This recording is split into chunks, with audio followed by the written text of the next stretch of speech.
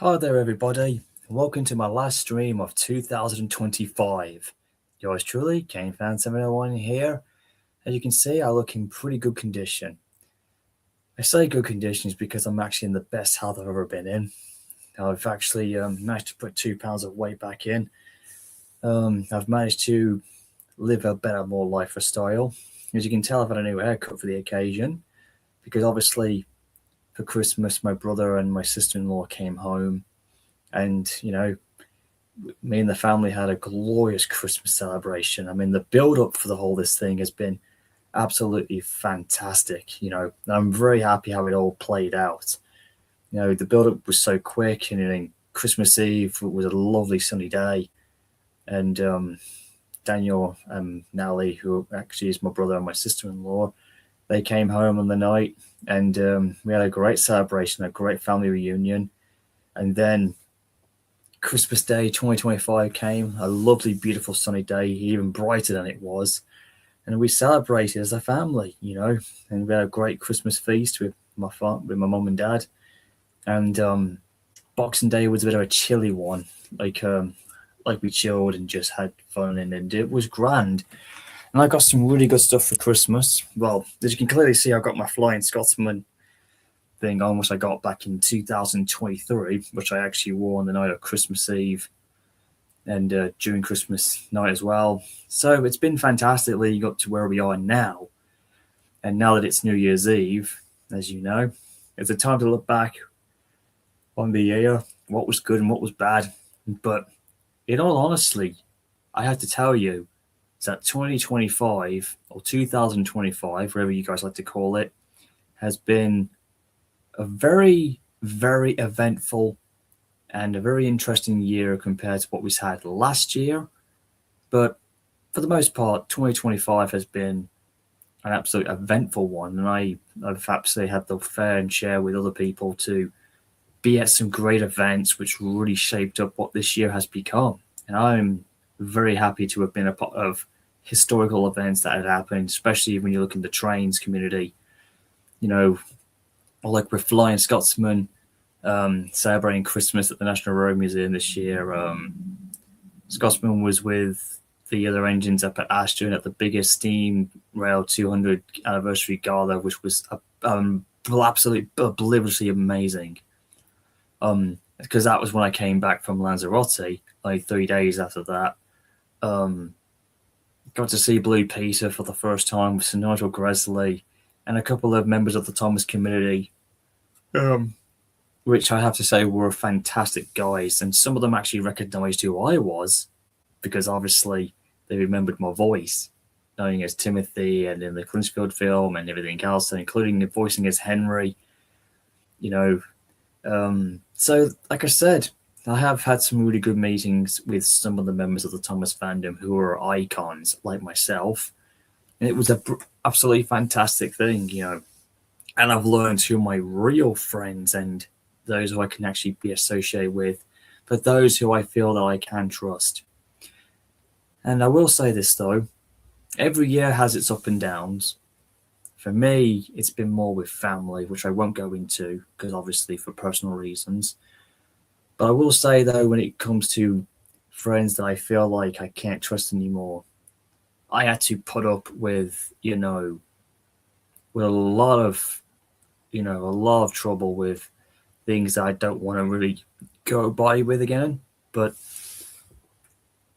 let's just say I put it upon myself to talk to the right people, with some of you guys, especially the Thomas fandom, who know me very well, that I had to break away from a lot of stuff regarding friends that I could not be around with anymore, and I've chosen to totally break away from. And to be quite honest, I think I made a really good decision.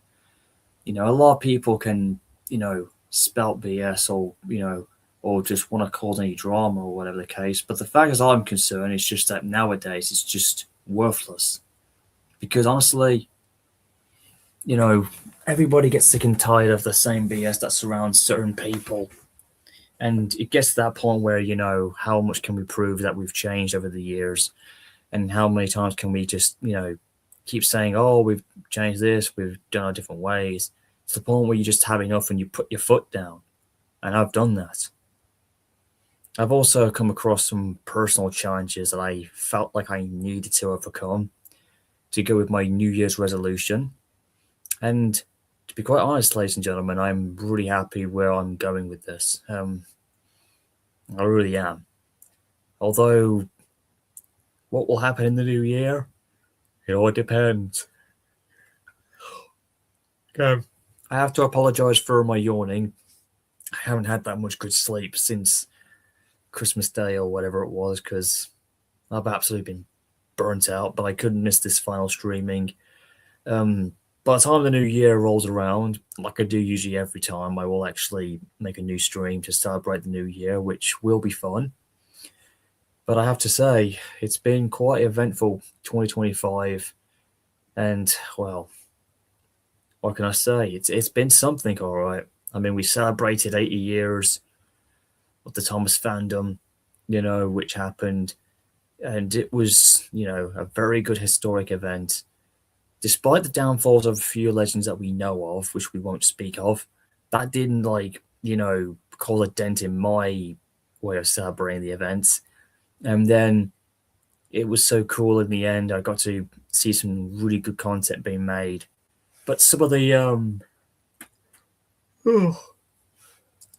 content sites regarding Thomas, who I used to be a part of they're gone now. For whatever reason. But at the same time, that happens. It just goes to show that whenever I depart or go, something goes with it. But besides all that, we had a great holiday vacation in Lanzarote where my nan turned 90 years old and she's still here with me to this day. Bless her.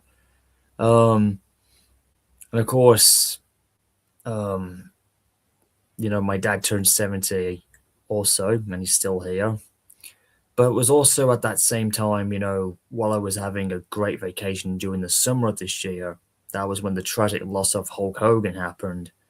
One of probably the greatest icon and the biggest name in the history of wrestling, passing away at 71 or close to it, I guess. That was a shocker. Like, I thought someone was just playing with me, like my brother said, this has happened. And I didn't believe it until I did a double take and checked on the news, and it happened. Hulk Hogan departed this world, and no one saw it coming, although we knew he was aging. But, I remember just being heartbroken, and I remember doing a video like a day or so after his passing, and I ended up, telling how broken I was, and part of my wrestling childhood went with him. And a lot of wrestling fans who have said that, who grew up watching Hulk Hogan, they felt the same way. It's amazing how long he lasted, and being one of his older fans, I do miss him a lot. But he left a legacy that won't be duplicated ever again. And I'm sure wherever he is right now, I'm pretty sure he's up in Hulk heaven right now, with all the Hulkamaniacs who have come and gone with him. It was a difficult time. And for the rest of my vacation before getting back to my home here in England when I was in Lanzarote, it was difficult. It was a bit weird. But I managed to overcome the morning and get back home and enjoy the rest of the summer. Although it's just, it was a bit upsetting what happened afterwards, because while I was gone in my absence, things were a bit peaceful. And I just really feel like, I really do feel that things really did turn out better than I thought. But when I got back, and joining some of the Thomas community stuff I was in, let's just say things were going to change, and I think it was for the right reasons. I had to figure out who my friends were, and eventually a lot of dipshit happened. It got to that point where I had enough, and I actually have departed from a lot of fandoms I'm not going to be with, in terms of because of how toxic it's become. So I've found other friends I felt like I can rely on with, and who are actual people who you can trust with. And I'm really happy for that. And for those who those who don't think I've changed or have improved, or those who just flat out refuse or not that convinced, they might want to look back and regret that. Well, I will admit it is frustrating, but I won't look back with any regrets with like what it was in terms of like, hey, I did my Timothy movie 10 years ago. Fans to this day still love it and haven't told me I'm a great inspiration. And people here in the chat as well, and others who have seen me, have told me what a fantastic film it was, how enthusiastic it was for them, and they think I'm a great idolizer. Like those in the actual Thomas fandom who will tell me just that.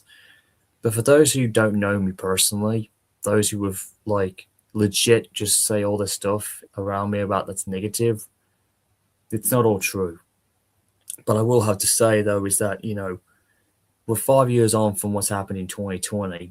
We've come out of that. And we're halfway through the 2020s, and we've got another 5 more years to get through, and before we reach 2030. So I've got a feeling interesting times are basically coming, and I can actually feel it. I'm actually quite optimistic and enthusiastic about what we're going to get next year, because we can't tell what the future's going to bring. All I will say is that it's been a heck of a good ride. Let's just see what the rest of the whole year will bring in the end. But at the same time, I'm just very happy with how things have turned out. Like, so many great events led one after another, particularly during the summer. As I said before, it was really something, man. Very historic.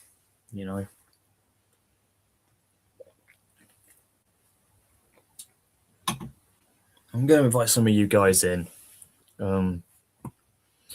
Like I said, for anybody who wants to join, I actually have left, a link here in the post box, and hopefully you guys can join in.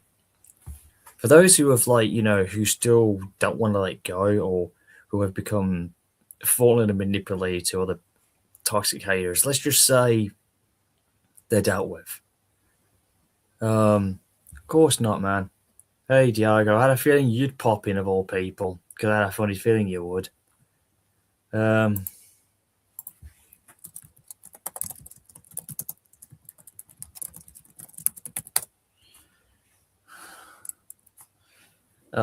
I'm really very happy with how things have gone. I've just seen a link given because I've just made a comeback in a dubbing apparently as Henry the Green Engine for the first time in a long time. Yep, it's something, all right. I'm really thrilled of how things are going to turn out, and I'm really proud of how far we've come in the Thomas fandom. Like, there's never been a great fandom like it, despite the fact how things have turned out. I do feel like better times are coming. I really do feel that.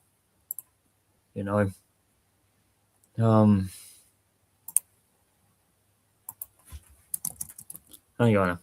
Let's just say one of my mates is talking about right now. Hold on.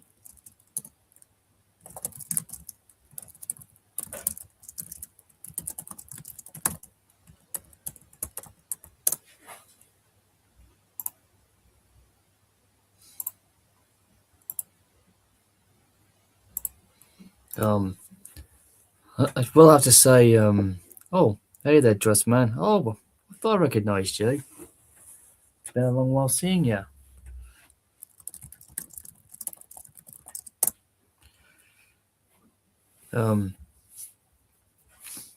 Like I said, the Flying Scotsman event in at Ashton was very, very historic.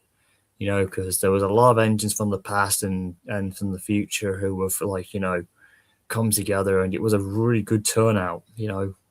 Despite it was lovely in sunshine, we did get a bit of downpour, but that's what happened. But that cleared away to reveal lovely sunshine, and it was a very nice turnout. A record event, and I was one of many who did turn out for it. And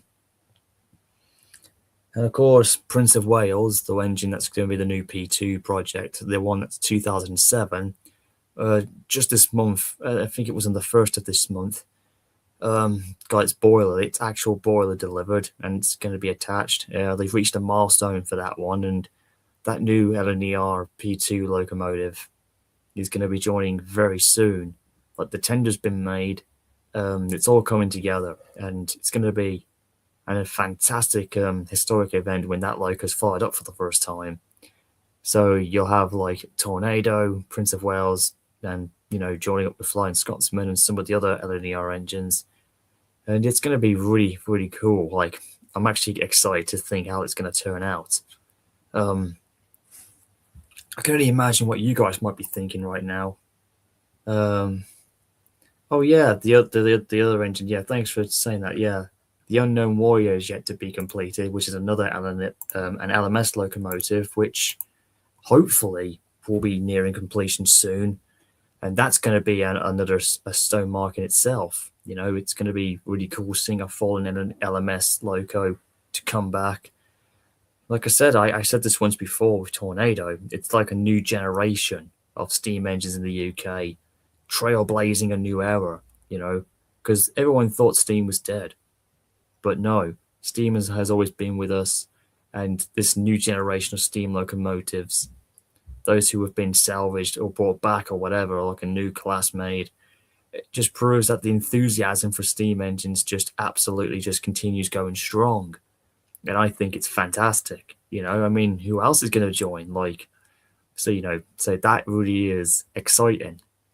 As for the Pennsylvania T1, I think they had a benchmark done for themselves, so they're still going with their project. So they got another 5 more years, another 5 more years to go before they can complete their project. It's expected to be 2030 when that locomotive is done, when that duplex loco is brought in. So again, these are exciting times, regardless of what steam fans will say back and forth, like it's going to break Mars record, it's going to do this. For me as a railway enthusiast and an old historian like myself, I just want to see what they can do and find what flaws that were done. And I think, let's see what they've got, because to me, it's going to be an historic moment. And I, for one, like to see it happen because I've got so much respect from my American counterparts with the steam engines who have survived and who have still lived with us this very day. I, for one, am just very lucky to know, and you guys are, that we're happy that we've actually got historic engines who are still running to this very day, despite the old Twilight era steam ended. And I will say, it's going to be fantastic. I will, again, show my enthusiasm when that loco is built within the next 5 years, whenever that happens. I can see some of you are popping in. I can see T Crash. Dino's popped in.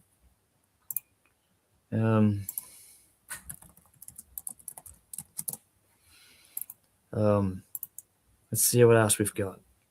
Who else is joining in with us?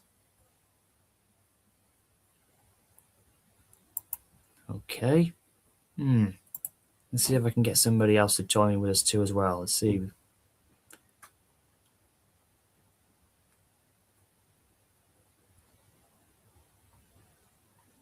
Okay, just hold on. I'm just having a look.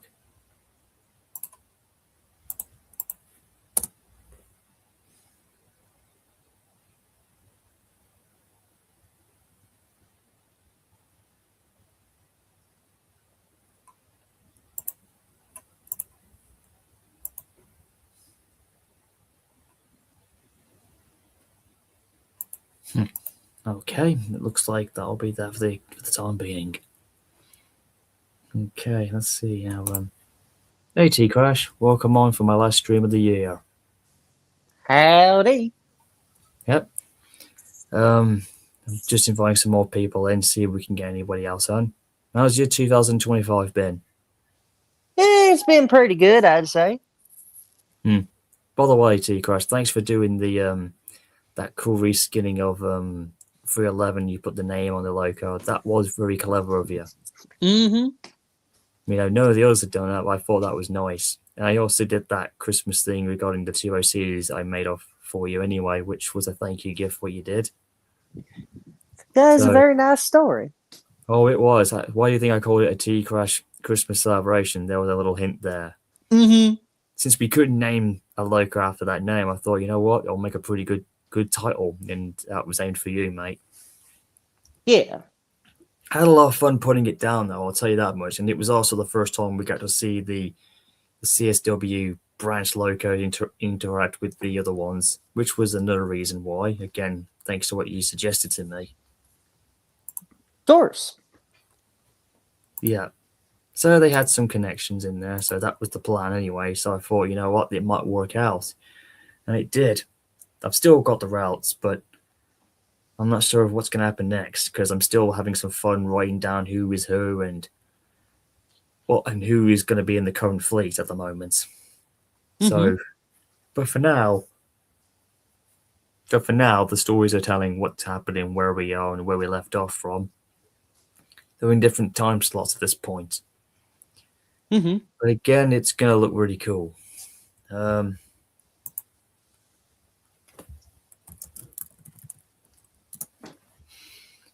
Right now, I've just finished watching Victor Tanzik's Last Thing, Redemption, which I thought was fantastically well written. And I was really caught by it at the end. I was like, "Whoa, that was really cool." Mm-hmm. The twist with well, I'm not going to say. I don't want to spoil it if anyone hasn't seen it, but the twist at the end was very well done. I think that was a fantastic story. I think. I was kind of thinking, like, who else is there? And I kept thinking, who was the banker like a Mo? And I actually kept thinking of, like, I was getting vibes from Shunter Productions' old ghost story, The Banker, the one that we never saw, you know? That's what I thought he was. I thought that's where he was kind of leaning into. I was thinking, who could it be? I never thought it'd be somebody that we knew of, you know? So that was very, very clever. I mean, I even told Victor that once, and I was very proud of that. Know how we put it all together. Oh, look, you popped in. Wolf Mum's here with us. I had a funny feeling she would do so. Oh my Wolf god, Mum. the way you like lit up when you saw me. Yeah, it's so funny. No, it's so funny, Wolf Mum. No, by the time T Crash pops in, you pop in right there with him. I'm starting to see a little trend here, almost. Okay. So how's your 2025 been? Pretty good.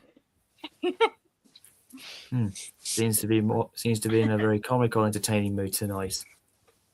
A little bit. Yeah, got some good stuff going in, and like I said, I had a really good Christmas, by the way. I mean, how did it turn out for both of you? Yeah, it was. It was a lot of fun. Yeah, my Christmas is pretty good. Yeah. Seems like you had a lot of fun, Wolf Mum. Apparently, knowing. Yeah. Like I said, I'll have a few more hours in because I got another podcasting to do after this. So I've got my hands full. But after that, I'll have plenty of few hours left, and by the time the celebrations kick in for the next year, which is in 7 more hours away here in the UK, I'll be back to doing a New Year stream, which I always tend to do. Also, were you guys talking about Victor's recent recent season? Yeah, about who the banker was. That was really good. Oh my god, dude! I was so shocked. I didn't think it would be him. I thought it'd be somebody else. I thought Victor was going to leave a tease of himself as an OC character, like what if he's the one? You know, all crazy stuff that he does. Honestly, I had my suspicions earlier in the episode when they started mentioning a character. It kind of clicked that that's what it's been building up to. Yeah, and that anyone who saw the banker, like got to see them, like only like a few seconds later would lose their memory of who the banker was. It was crazy. It was. I've been rewatching some of Victor's old series, obviously, to keep my enthusiasm going. Yeah. It works because I think it's the best. I mean, I've seen somebody else just recently. What's his name? Who I remember using my footage. There's a guy who's basically called what's his name? He's called Henry X Emily, and he's he's also following kind of Victor Tanzik's style. Like he's got Henry and Emily as an official married couple. He's now done it with Gordon and Rebecca. Oh, are you talking about what's his channel name? That's his. That is his. He's got somebody who's also by the name of a voice actress called Cute Yoshi Lover, over her name is, who does the voice dubber, who I've heard a bit, and I'm very impressed because he's also using German locomotives and American engines on Sodor, which is kind of almost like a hint of what I did in my 311 film. So I'm thinking, and he used where is he? I know he's here. I'm just looking for him right now. What's his name? He's got like an icon which has like an old video camera, like we would have had, which we would hold by one arm. Yeah, he is. He's actually called Henry X Emily Videos. That's his name. Hashtagged. Let me. Oh, there it is. I Oh, think I've got I it. I've might got it. know I've got him. Who you're talking about? Because I think I. There he is. I found him. He's Got called him? Sodor. He's called Sodor Vintage Videos. Yes. Okay. Yes. He's the one who's been using some of the engines. Okay. Yeah, that's him. Yeah. There's a video on there with the infamous Timothy looking in the red video, and he used clips of my film for an ending song, which was grand because he credited me in. And I remember telling him. Yeah, you mean when Henry and Emily encounter him? Yeah, the encounter of 1982. Yeah, that was the one. Yeah, and then there was like the recent one he did for like around Christmas or on Christmas, which is where he's returned to life, pretty much. Yes, and he mentions me in the credits with, I'll just say the name once, with S. Ortez, apparently, who was an old friend of mine. You know, and it was based on that story when Timothy came back. I'll say this, and I might get some heat for saying it, but I really don't really give a damn. I will have to say, his take on it was a lot better. Much more better than the one that I was briefly in, if you know what I'm saying.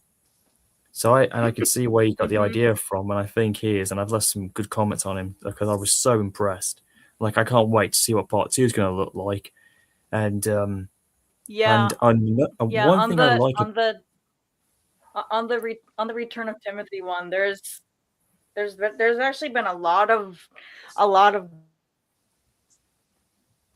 good comments. like most of them are just wishing him Merry Christmas and everything. Well, it was Christmas Day, obviously. I honestly really liked that. What it is the one the one part I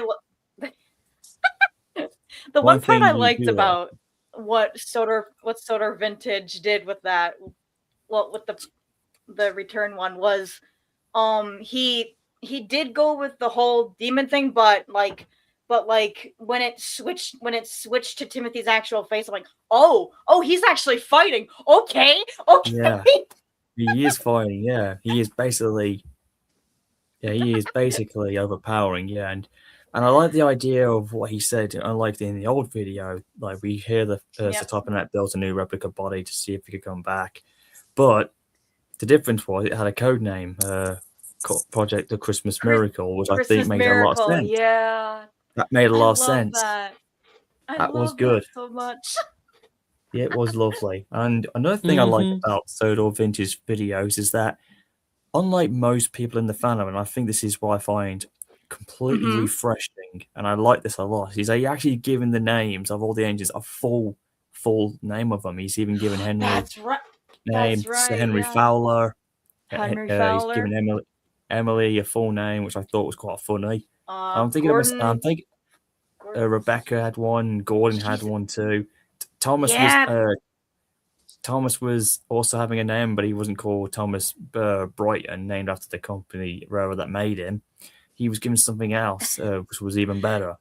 Yeah. And I'm thinking to myself, is Steam Vintage, Sodor Vintage going with like a mixture of Victor's ideology, like they all had names or somebody or whatever, or was he going by something completely different but carrying on a similar lifestyle to what victors do because they've got Mhm. rangers who are now. Or is it like his own naming thing for the I don't character? know, but I do like the new idea of them giving them full nicknames and like Yeah. that is really, really clever. Like very Oh. cleverly done. I will say I was surprised by like in a good way of the that he has not only Gordon and Rebecca together but Henry and Emily together, which I That like popular, it. yeah, that's what popularized the whole idea thing, and I think that's so cool. I also like how Rebecca tells Gordon that he's her shooting star thing. I was like, oh, well, hint from that particular special. I was like, yep, it's his new nickname. The shooting star. I love that. and what I noticed with his thing for Timothy, that the job given to Timothy by Topham is to be a banker at Gordon's Hill, which is honestly that's actually pretty cool. I didn't know that was going to happen, but at least it helps him get back into the thick of things. And who knows? Hopefully, if he reclimbs up the Sodor ranks, he could work on Thomas's branch line or go somewhere else. At least he's got his memory. At least he has his memories intact still as well. Oh yeah, because he said the one line of he said to Thomas like I remember how to do certain jobs, and then he was like, but I imagine there's been changes in the railway infrastructure. It's like he knows there's been changes because he's probably seen it as his as in ghost state, and I'm surprised that he had at least a little bit of his memory of how to work on the railway. That was really good, nice. yeah. Well, like I said, in my new revamped headcanon as well, I've said I've been revamping him and he still has his memories of what happened, but in my version, he still has the accident, but he doesn't what's the word? Yep. He doesn't have the fatality of himself. Like he survived only just. Like he does have a few kinks in his memory, like not memory loss. I don't know why I said kink. Lapses? I meant like he had when he gets rebuilt, like he still survived, but whatever's left of his original. But the impact that he had partially damaged certain bits of his memory that he can't remember. He can only remember what's all that's good, but he can't remember a single thing that was negative, which has knocked out his negative parts of his memory. Like he can't remember the severe things, but he can only remember certain little teeny bits. But overall, he's still alive. I like that. He's still alive. It's just the fact is, in my headcanon, he's been of course. Only just though. The thing is that Timothy's slowly being rebuilt. Over time, he's put back together step by step because they had to completely revamp his entire system because of that crash. Like you see it in the old movie that I did 10 years ago. That still happened. With his build, does he keep his short side tanks? Well, as we saw in the old canon, he had the long extended side tanks as a separate experiment because Thomas eventually took over as that because he has been called a prototype himself a few times, so that's still headcanon. But yeah, when he gets rebuilt, he does go back to what he originally looked like with the non-extended. So he has the old original E2 look. Yeah. But he can still, the only little improvements that they gave him a better regulator, obviously, so he didn't have to suffer for the crew. He had, like the original E2 suffered with, like Thomas would have done with his old regulator. Yeah. The problems that they had suffered with, they managed to get around all that, and he has a much more bigger firebox inside, slightly bigger, because all the improvements are on the inside. Thank God. Yeah, so you had a slightly bigger firebox compared to the originals. Obviously, this is again he became a new E2 prototype, sort of, that the originals didn't have. Right. And because if you were in his cab, say if you were inside Timothy looking at the controls and everything, you wouldn't have noticed. The improvements are so small, you wouldn't notice. So it would look like any other. Unless you saw him perform, he's more stronger than he is. He's a lot Yes. powerful. That's what I mean. He has a new increased pulling power, so he can Mhm. actually, pull more than an I E2 think- was originally intended. So he can actually take goods. He can take, Yep. express branch line trains. He's kind of like on, Ooh. how would I say, to put this in retrospect, he would be like on a class level like those Great Western tanks. Like he'd be up on a level of a Panya tank or a Oh. William, or even on Williams level, the one who's the class 14 or whatever he's called, those bigger engines, the ones that are much bigger than Oliver's Oh. class. Oh, right, Hmm. right. Gotcha. The one who's William, that Great Western locomotive, in Mm-hmm. the one who has the same face pack as Reginald. Mm-hmm. Yeah, he'd be in that sort of power category. So he is more than capable of doing more than he's actually entitled to say.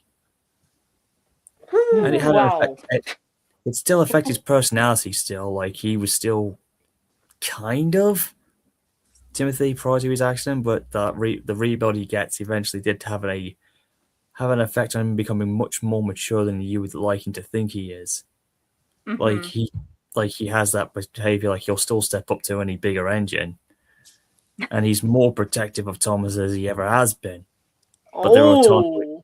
he's much more protective. Like he's Like beyond how that. like how much more protective? Like I wouldn't say extremely protective, but it's kind of like, the big brother always looking out for the little one, but a bit more intense. yeah. Kind of almost like Gordon intense, you could say, to put it on that level. Ooh. So he almost has like that sort I of, mean, I mean, I don't blame him in the slightest. You I know. know, Despite honestly, Thomas has matured now, but despite Thomas is now old himself, like he's well over 100 now. Like, because in 2015 he was like 100 years old or so, and now we're in 2025. Jesus. He's like he's Yeah. now 100. He's basically 10 decades old and 10 years on. If you get my drift, he's 100 years on, but 10 Yes. about a decade in. mhm. That would be. You know, Oh, I just How saw that you're- T crash. how you're describing Timothy is actually kind of honestly, these weren't rebuilt E2s, but these shared the exact same boilers of the E2s, the LBSCR I2 class. The way you're describing Timothy is Ooh. honestly making it sound like they rebuilt him into either an E4 or an I2, which an E4 is basically a E2 extended to have a larger coal bunker. Let me see if I can. It is quite funny though. Like I said, the improvements are so small you wouldn't even Really? notice. Like his coal bunker is definitely like on the outside, he looks pretty much as he would have been. His coal bunker is slightly like much more Mhm. deeper. He's got a much deeper coal bunker, so he can carry a bit more coal in his system. Oh. And despite he has shorter extended side Yeah, tanks, the thing is, Mhm. the thing is though, despite they can run short, the thing is regarding Timothy's pulling power, and he's also much more quicker as well, so he can run more faster as well. His water capacity won't go as quickly, Yeah. So they've actually figured that one out. Mhm. Yeah, Okay, he would I have had did- those type of rebuilds to Crash. It's very similar the way how I'm describing him. He's still got, and the only thing that gives it away, he still has 6 small wheels, as we know. Mm-hmm. What's So he hasn't got what's the line from the series describing Thomas? Yeah, he's almost like a much more bigger style of Thomas's old look.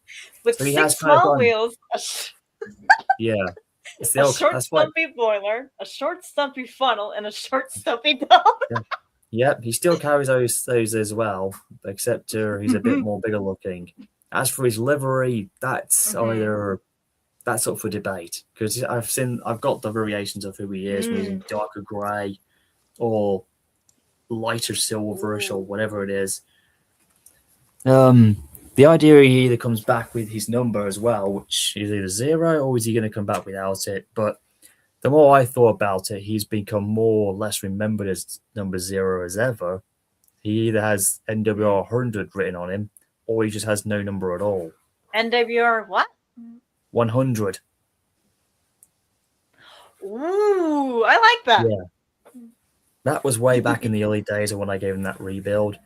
But like I said, when he comes back, he still looks pretty much the same. His facial features definitely survived, so he didn't lose his iconic stature, so he still looks old. But he talks like a young. But the thing is, though, he's like I said, that rebuild he gets over time, inch by inch, affected his personality so much that he actually talks like a full-grown young man almost, kind of like in the age I'm at right this point. Right. So it kind of like, so he had kind of a reverse aging gap in his head almost. Oh, that's interesting. But besides all that, when he comes back, he is prone to working wherever he goes. He can do all kinds of stuff, but shunting he's very good at doing. Like I say, his pulling power definitely improved. Oh, jeez. I just. Yep. But he also, but most of the time in the timeline gosh, like that's we're doing cool now, image. like he's doing now at this point, but in the timeline because he's had it done since, he's kind of like being able to work on the Kurt Roman, which he again still canon wise, he still works there from time to time, or he's basically hanging on Thomas's branch line to be there for his brother wherever he needs to, or if he's out and about when Thomas is taking our surface doing elsewhere, that's where he pops in to take over. So he is capable. He's capable of being a mainline engine, but he loves working on branch lines a lot. Yep. Oh, I see. I don't know if you can see. Yeah, I see it. I see you got a cat behind you there, Wolf Mum. Just basically doing just that lately. Yeah, just basically just like staying in the background. It's almost like doing the Batman thing. Hold on, I'll go get her. Hold on. Anyways, T Crash, what are your plans for next year? Well, to quote one of my favorite old childhood DVDs, trains, and more trains. I get it. Nice. If you have a series in mind, I'll be more than happy to take part in it.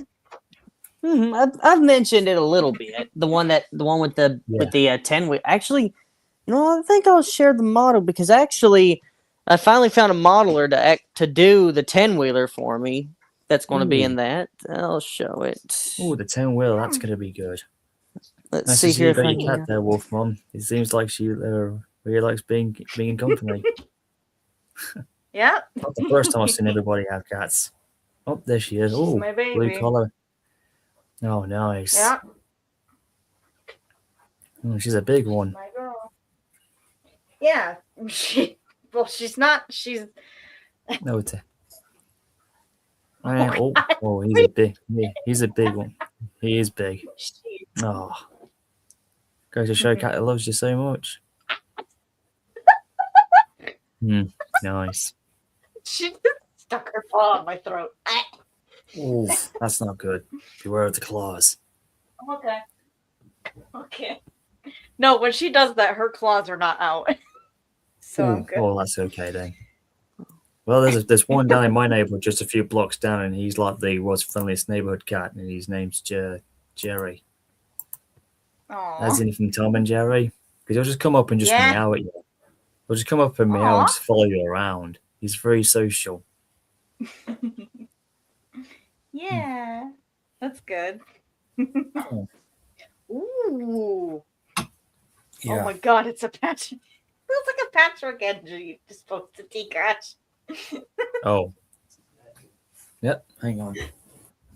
Not bad.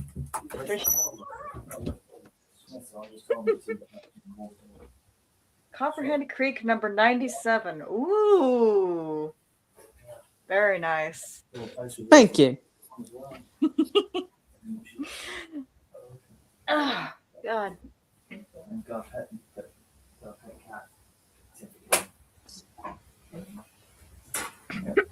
Okay, lads. All right, while getting started as well, while we're enjoying this as well, I'll have a few things I'll show you guys I got for Christmas, although you may have seen them in my video. I might as well get DR going because I know he's going to want to come in at some point, but I'll show him after this. And also, once we're done with that, the New Year's remind me, I'm a little bit like Edward in a way that I have a story for everything. I got a little a little railroad ghost story I know from the New York Central that happened over New Year's Eve. Oh, that'll be good for the New York Central. Interesting. And you're sounding like New Year's Edward. ghost story. Let's go. So you're Yep. saying you're like Victor Tanzik's favorite. He says like, well, this will be a new story for a new year instead of another. Oh my time. god. That's kind of where you're heading at, isn't it? Yes. Kind of. Also, I think on voice chat one time, T Crash told me a few ghost stories. And one of them was the Phantom Train of Marshall Pass. Oh my I think god. I've seen that one. Mhm. Oh my god. I think I've seen that one. The way you like talked about it, T Crash, it sounded very eerie with how things went down. I was really, really enjoying it. The music is what really got me the most. I was like, I've heard that somewhere. Where'd it come from? Because I'm very familiar with certain music she's using. And of course, if you think that's pretty cool, here's what I got for Christmas, my big main one. For anybody who loves wrestling, like the old school wrestling, brother, you know, God bless you, Hogan. Miss you. I got this for Brother. Christmas. Yeah, Oh, nice. the NWA Heavyweight Championship belt. Ooh. Oh, I like that. That's awesome. Yeah, it's a replica of 10 pounds of gold. That's how much the Oh, thing that's weigh. amazing. I think you guys can already see one of my things I got from my sister that was made by one of my aunts, which nice. was in the possession of my youngest nephew. Actually, hold on, let me actually pick this thing up. Here we go. There was also Wonder a pillow Championship that belt. went with this, and not only that. Oh, nice. All the colors and then the endings in. That's really good. But yeah, this belt. Here we go. Yeah, this baby right here. This is what I waited for. 140 quid to get this. If anybody loves wrestling, this is one of the belts to get. You know, I waited about 14 to 18, whatever it was, that long to get a belt like this, and this was worth getting. One of my mates who I know of who lives not far from There she there, and goes. there's Wolf Mum's cat again, finding her favorite spot, just shot up, and there she is. In a circle, and he's about to just rest. It's not the first time I've seen people do this in my streams who have their cat dogs who do that. It is quite funny. Their favorite spot. She's been laying up there a lot, lady. Lady. Late as of late. Yeah, as of late. Yeah. Maybe that's his favorite place to guard. You know. Maybe that's his favorite place to guard, and do you feel safe? Her name is Enya, Enya. Nice. And I think Like I said, as of right now she's 8 years old, despite how small she is. wow, 8 years of age. Nice. I didn't realize that.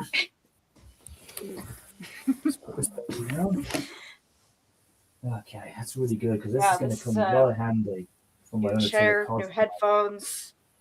That belt's going to come well in handy with my Undertaker cosplay when I go to Comic-Con or any local wrestling event or whatever the case may be. But that's the main reason why I got it. And some of my mates will say like, "Oh, you're going to look so out of place with it. Undertaker didn't have that championship belt." To me, it's more like it doesn't really matter. As The Rock says, it doesn't matter if I stand out or not. You know, so it's my way of like showing it's all for fun. You know, cosplaying is just have some fun to hang out, and that's exactly what I'm doing.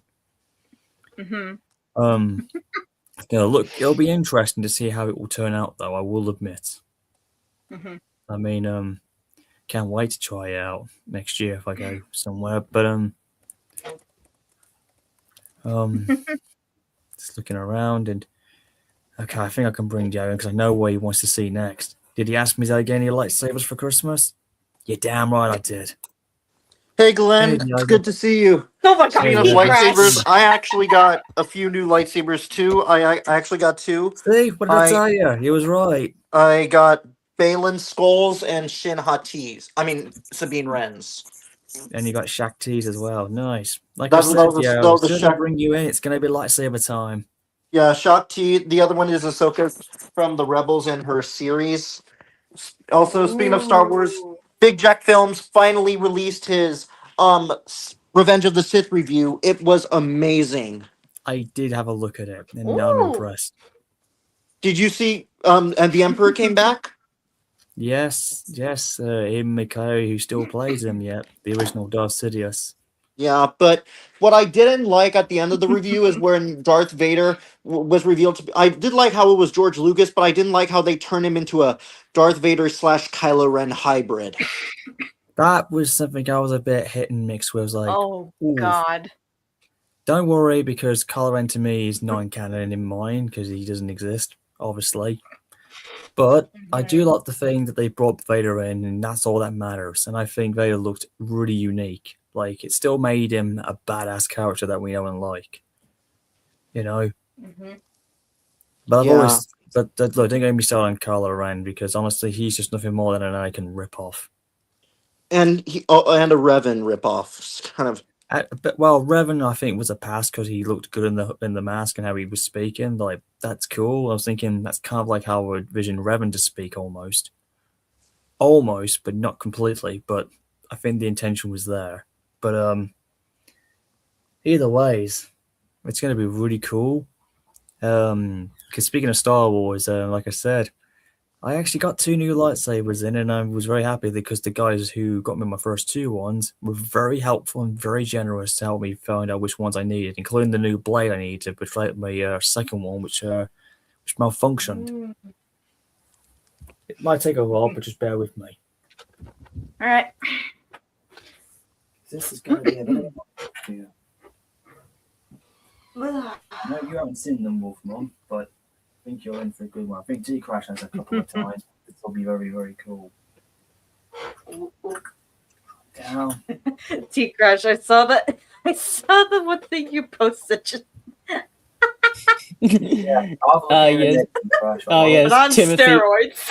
Timothy on steroids. Who you going to with that steroids, brother?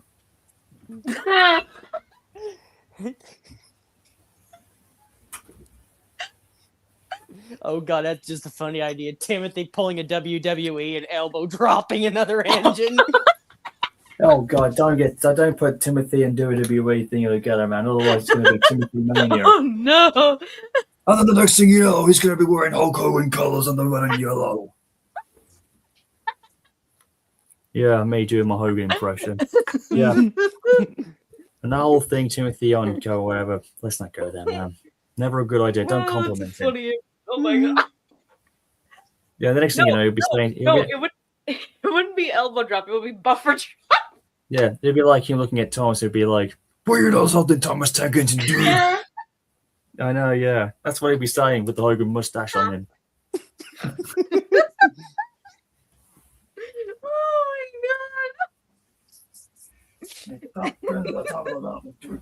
I've climbed over hills. I've been through tunnels. I've shunted trucks and hauling slate. It's like, that. But it's got the 4-inch 6 wheels that go round and round, dude. Thomas is just staring at him in the shed like, I just asked if we could swap jobs today. Let's say, well, you know something, little brother. If you want to swap dudes with a Timothy man, you gotta go through every single Timothy maniac here on this branch line, man. So what you gonna do when the Silvery 2 swirls his wheels around you? Oh god, I can't believe I made Timothy into Hulk Hogan. Damn. The hell. That's what happens when you take a locomotive and shoves a balloon of cocaine to his firebox. I'm going to sleep with Toby up in the quarry. Thomas just leaves. Yeah.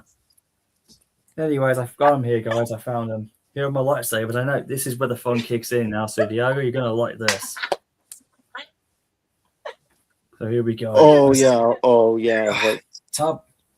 Here we go. This is. I'll shut up. Oh my god. So here's the first one I got back in 2023. My first one. So this is the oldest. Ooh. This is actually my Sith lightsaber when I'm Darth Titan. Power on. Here we go. Mm. It's okay, Wolfman. We can maybe if you want to see. If anybody else wants to have another facial reveal, it's fine, man. Let the whole thing go, man. Here we go. And you too, Giago, because I know you're gonna put your sabers on. Yeah, hold on. Let me. Here we go. This is where it gets good, Wolfmom. Sometimes oh, we oh. become a bit of a lightsaber fest. Oh yes. Oh. Okay. Here's my first one. Here we go. You know, it just makes me want to say. Hold on. Let me just. Oh my god. Yeah, those. Yeah. All right. Darth now- Titan. This is mine. That's all right. Let me get Balin Skulls. I gotta do the Oh, thing. jeez. Oh, inevitable. Oh, even you're the Sith colors now. No, No, this is oh, the yeah. Balin Skull, and his lightsaber's orange. Nice. This is actually Darth Vader's blade I've got written on because when it clicks, you can hear his breathing slightly.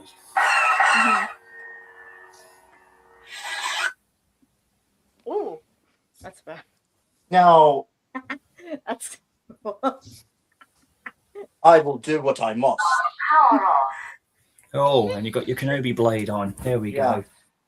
Well, there's that Let me one. do a But step- here, guys, okay. And here's my second one. This one's now 2 years old now. This is actually my Jedi saber. Okay. It's all silverish. I've been actually figuring out which blade Okay. will go. It goes with my cannon. This is actually Mm-hmm. this is now my Jedi blade. I used to have it in purple, believe it or not. But looking at it back now, and after putting the new blade in it, I've decided to go with green. So this would be like at the peak of my Jedi persona. Mm-hmm. So, Power on. Volume low. There it goes. here we are. Oh, I love that. That's so cool. Yeah, I have NeoPixel sabers like that as well, but Force effects are to me they're more cheaper and they're more easy to because with Force Effects Elite, it's kind of difficult to it's kind of more easier because of the blades Yeah. they feel light and for some These are heavy, but these hilts are this hilt's a bit lighter, but these hilts make it very heavier when these are attached. Not to mention, Mm-hmm. like I said before, this is now my green saber. I'll find one for blue eventually, whatever the case may be. But so far, it's looking really good. Yeah, entirely inspired. But this is like when I was at the peak of my Jedi powers, when I was, as a Jedi.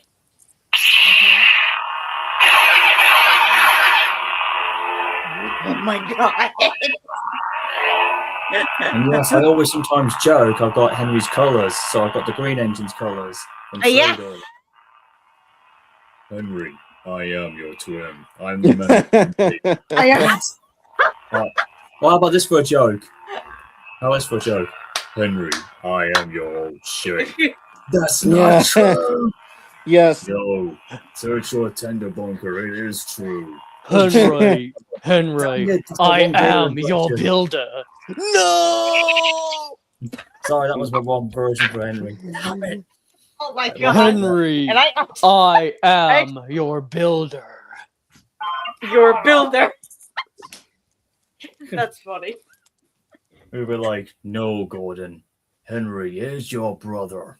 Why? No, because But again, they were built by the same company, I guess. Oh, the indignity! What? Yeah, just watch Oh. the just watch I'm so just watch glad I the didn't video pick in a drink right there. Legacy. However, you Yeah. book your hotel. First check kayak. yeah. Also, the Big Jack I have Films watched that. Revenge of the Sith review was amazing. Like the way when Sidious came back disguised as Chancellor Kennedy, it was great. It was just so great. That is quite cool. Nice to see Darth Sidious back. Mm-hmm. Yeah, but for their Yeah. sequel trilogy reviews, I don't know. I hope because I don't like the sequels because of how much of a Nah. flop it was. Not flop. It was a disrespect to the originals and however it was. The episode 7, I will say, was good to come back. It did have that feel when they brought Luke back at the end. So I was like, oh, okay, let's see where it goes. But I just Mhm. wish they could have made, if it's been rumored that George Lucas would redo the whole three of them, then if they did, just imagine how cool 7, 8, and 9 would be revamped, if you get my drift. Yeah, and hire Nick Gillard for the lightsaber choreography. Indeed, yeah. And even get Star Wars Theory involved in terms of saber quality. Oh, and speaking of which, Hayden Christensen's coming to my home city, but I'm not going to be able to meet him. Ah, Anakin Skywalker, the man himself. Everyone loves Hayden Christian. He is Anakin Skywalker, man. As far as I'm concerned, I would have called him that. But he's good, man. He Mhm. can still do it, man. Speaking of which, Yeah. here's my brand new lightsaber I got for Christmas. This one's even Nice. longer. Nice. But that little blade underneath the button will light up the same way with the blade. Yeah. This one was the most expensive one I got. This was originally going to be my Sith Oh. saber, but after messing with it a few times, I decided I'm going to use this one as my purple one when I started going down, when I started channeling the dark side. This is like with Mace Windu almost. To learn the 7th form of lightsaber combat, Mhm. aka Vapad. Yeah, the pod. Mhm. Power on. Here we go. Low volume. That's a different voice there, low volume. Here we go.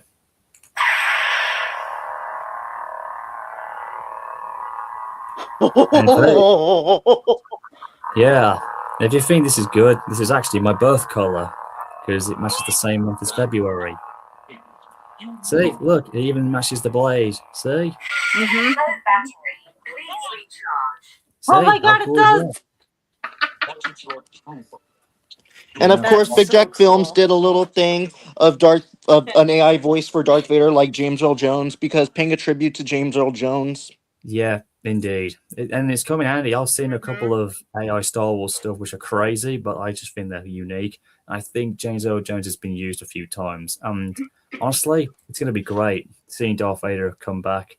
When he does, like if they ever bring him back in and use the AI, it'll bring comfort to know that James Earl Jones' voice didn't leave us. You know what I mean? Yeah, like there's 'Cause to also me, Mhm. I also feel like what's his name who did Chad Vader's voice? I mean, he Matt did a good Solon. Yeah, Matt Solin's a good Darth Vader. He kind of works in today's in a way. He has that intimidation of Vader. But James Earl Jones, I was never intimidated by his voice. It just gives me because obviously he's always cool, man. But Yeah, and Scott but- Lawrence. yeah, Yeah. Scott Lawrence is cool. But what there's that other guy who did Vader, I think, who there was a YouTube voice impression who sounded almost identical to James Earl Jones, and he was very good. What's his name? And he sounded almost like he was there. Ooh. And last but not least, the lightsaber that's one of the cheapest, but it's even lighter because the blade's thinner and longer. Oh, it's my mom there. Here we are. The blade's a bit thinner, longer, but more lighter. This is even, and here it is. Oh. Oh, Gold Saber. It's kind of like Mace Windu's. Yeah, but these are actually the first ones that were made, and they're like Ooh. plastic and easy. This was actually £30 cheap. The hilt, Nice. but the blade wasn't. Mhm. For good quality, it had to be risen up. This one I found easy to swing around with, even with one arm. So here we go. This has not many blades on it though. But this is in fact my other Sith lightsaber. I mean, Darth Sidious had a golden saber, and for some reason, purple was good, blue and green was cool, but red just blended well with the gold. So this is what happened. Mhm. Power on. Mute. Volume high. Volume low. There we go. So this is my second Sith saber, and obviously the blade that's the only way it goes in, nothing more. So you can tell it's an older version. But I have a good Mhm. grip on this one. I'm not lying. Every time I hold this blade, it feels like it's getting more lighter and lighter. So here we go. Oh, yeah. This has actually got the Emperor's blade on, aka the Sith blade. And you can see as well the blade's showing right through here. Yeah. Oh my. Yeah. Which I thought was a distraction for me, but I've kind of That's gotten used to so it now. cool.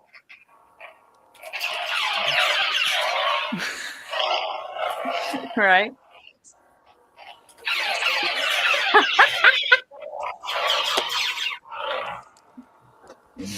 Fulfill your destiny.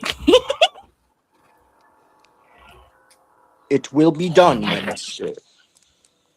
There we go. My master. Those are all my lightsabers, by the way, Diago. Yeah. Power off. Now I'll find out Awesome. exactly where my charger went. Ah, there she is. Oh, Like, these are the guys that helped me get them. oh, Mm. nice. And that's the blade style I got. Like, For H quality. Next level gen is really good. yeah. Mm-hmm.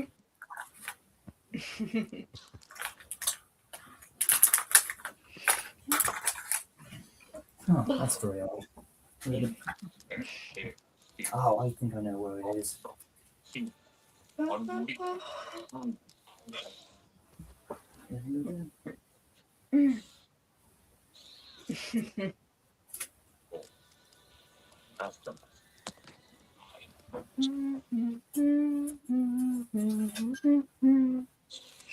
Okay, let's see if that blade. Let's see if that switch thing can actually work.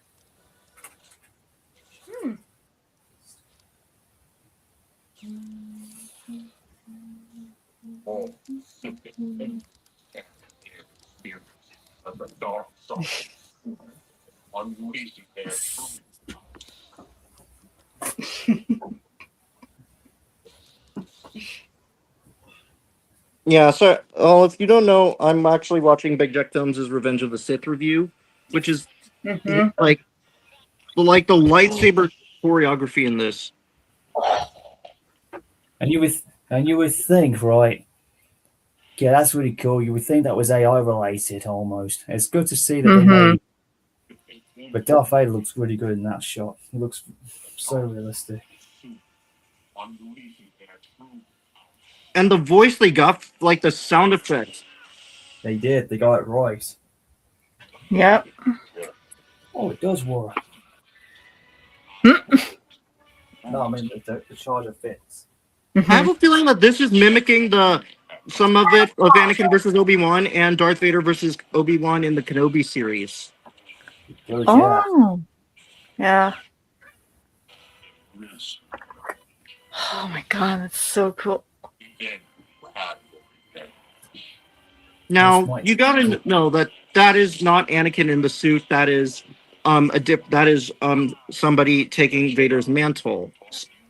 That was Yeah, revealed in the original trilogy of Jack's reviews. Yeah, Hmm. basically it's somebody else dressed up as Vader. Yeah, like, Some random big guy. Whoever's and in of it. course, Big Jack Films is a big Sailor Moon fan. Oh, that's good. Like- Like Moon too.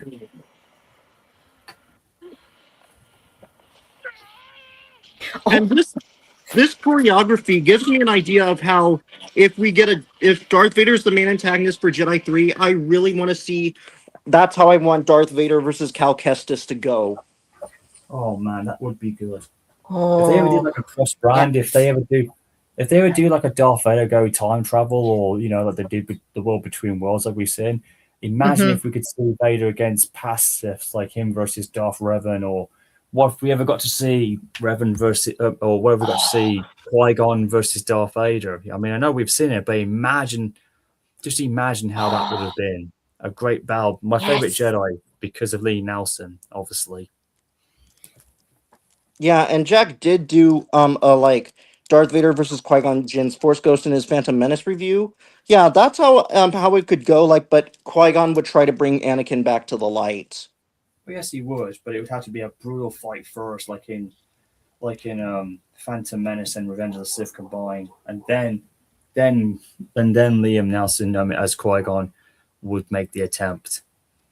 I think, to be quite honest.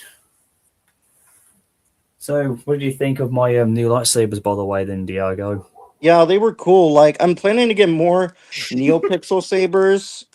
So I can like for my fan film, which of course after seeing Jack's Revenge of the Sith review, like it gives me ideas of how I want to take for my Star Wars fan film, Rebirth You of know, the Sith. if I ever did get the cash and fly over, I would have been more than willing to have tagged along in the movie because I haven't done any lightsaber corporate since I was a little kid.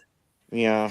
Since I was a teenager, actually. Anyways, these lightsabers I wasn't fond of, but after thinking of what was the cheapest, originally I was trying to get this in silver, but they only had it in gold, and I wasn't too fond of it at the same time because I'm not a fan of like half blades sticking out like this when they just curve around, because I worry that the thing would fall out. But this is really tight, man. Like the blades have really got a good grip, and then I wasn't fond of like this here where you see like where it's still visible, but after holding it a couple of times and how light this thing is, I'm thinking this is really good.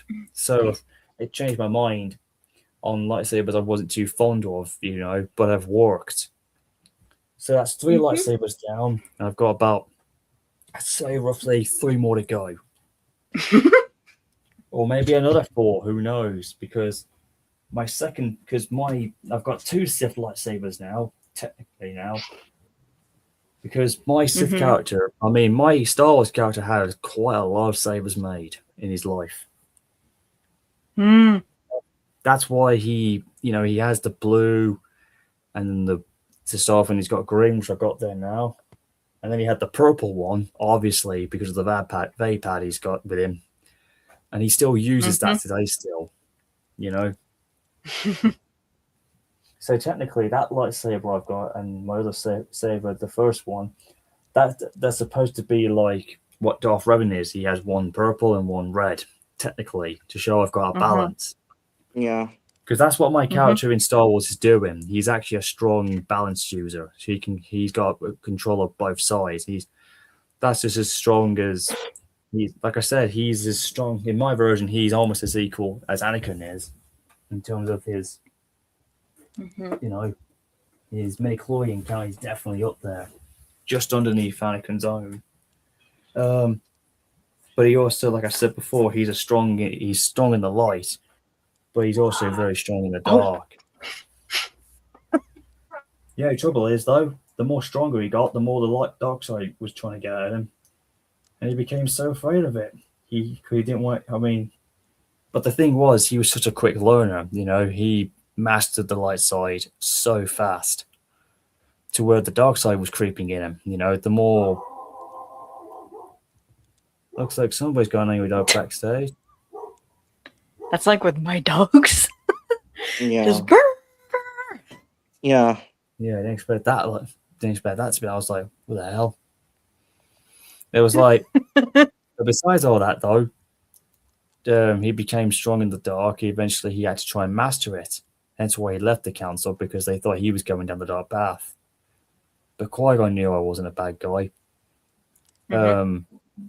Mace Windu knew I wasn't. But the thing is, I did have to leave, and eventually it all made sense later on. Eventually, that's when my character met Darth Sidious, and thus becoming Darth Titan, because he wanted to learn the dark side and master it. Hence why you see most of the time in my stories, he doesn't have his red saber. He's always carrying his purple one around. And the more stronger he was getting as well, And of course, turns out, even after having his arm lost, he still had he was still strong, and even producing lightning with his left hand. He was even able to beat Sidious, so he's even stronger than Darth Sidious as well in terms of dark side level. Yeah, he does. Problem is, though, he would never kill his master. He just wouldn't believe in that. But the thing is, afterwards, and after that, by the time episode 1 comes around, that's when he's like he has really gone into the dark side, but he's still carrying his purple lightsaber with him, showing that he hasn't been fully contracted. By episode 2, we first see him briefly with a red saber, but at that point he hasn't mastered the light side or the dark combined. He's struggling with it, but it goes to show that he is strong. And at that point, if you've ever seen a shot of me, it's basically you have him going toe to toe with Yoda.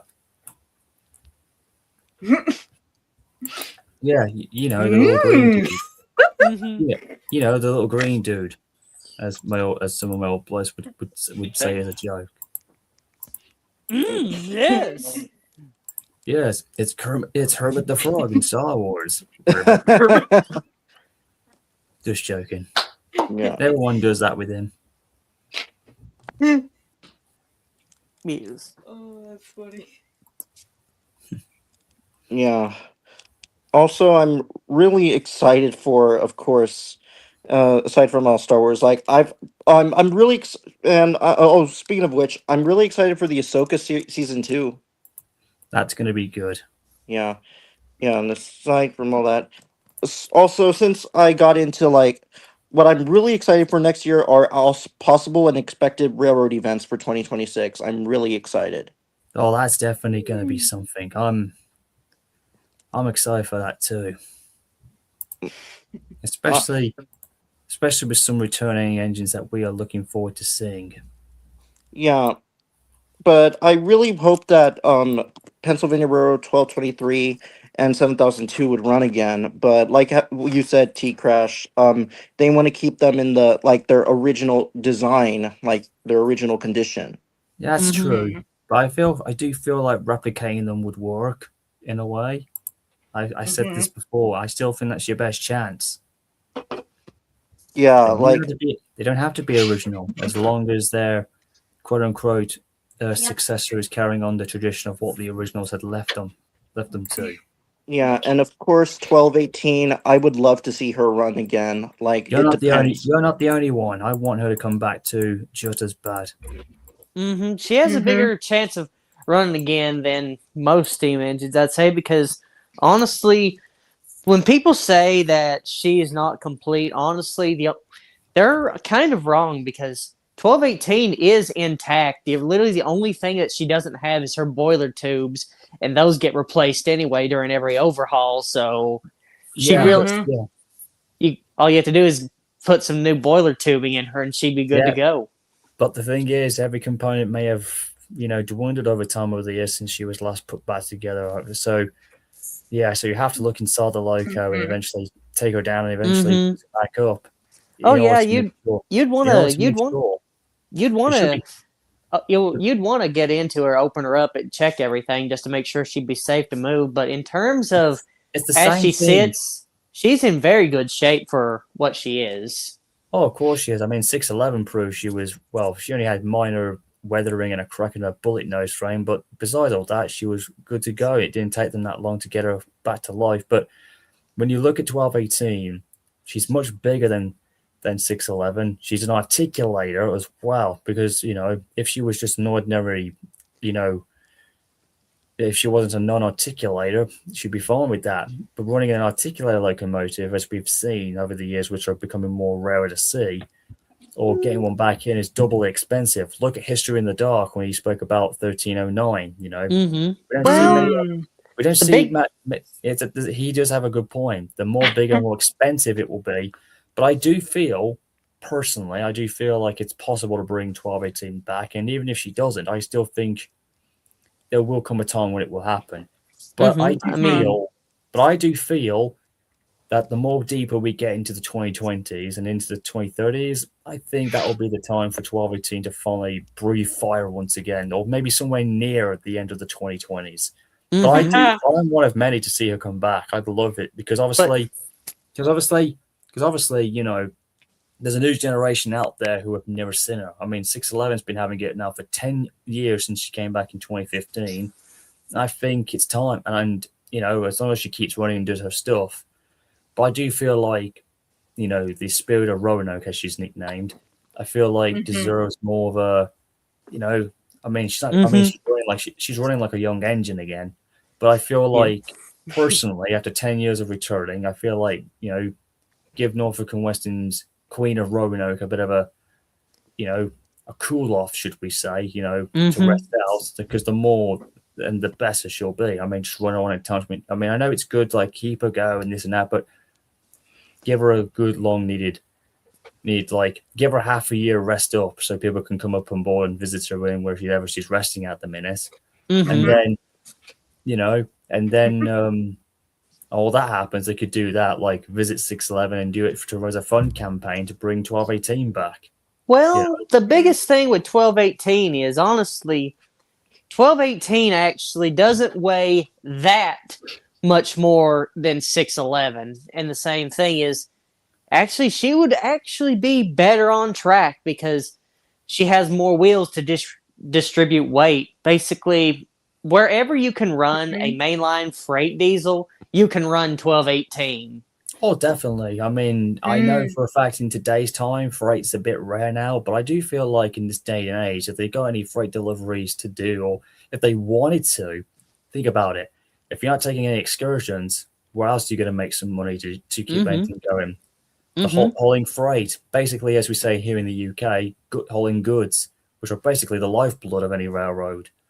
You know, so Yeah. I feel like that, and Yeah. I think if they're smart enough, 611 could haul. I mean, well, 611's good doing freight work, but if you want someone who could deliver modern freight and do it on time with the amount of power, 1218 is there to do the job.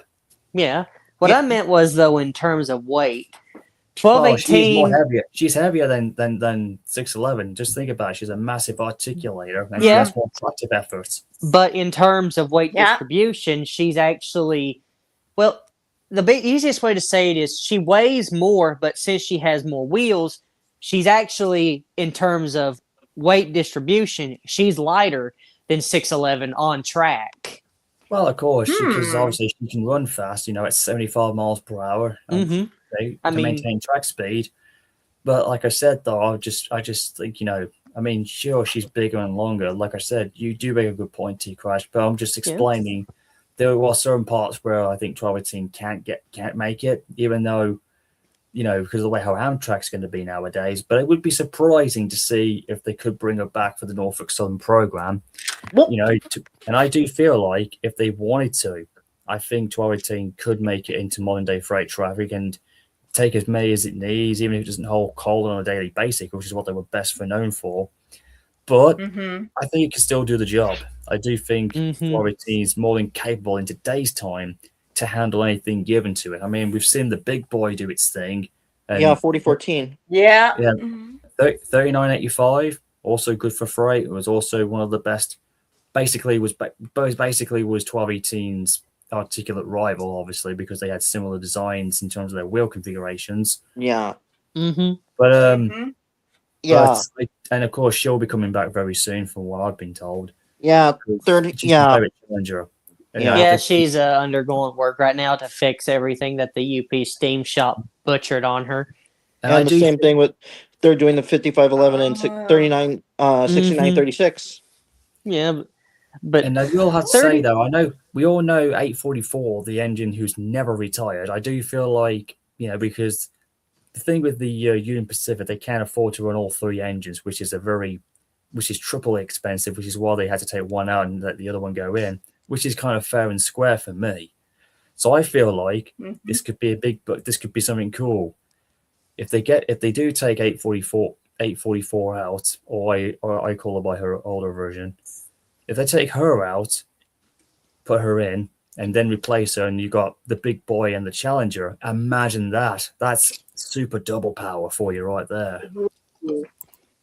Yeah. Like that would be interesting to see, but this generation, we've actually never seen it happen. We've never seen, well, maybe back in the steam era they did, but we have never in our time, or in the land of steam preservation, we have never seen a Challenger and a big boy together. Like, imagine the flock of crowds who would want to see that. That's super Union Pacific power if we ever heard it.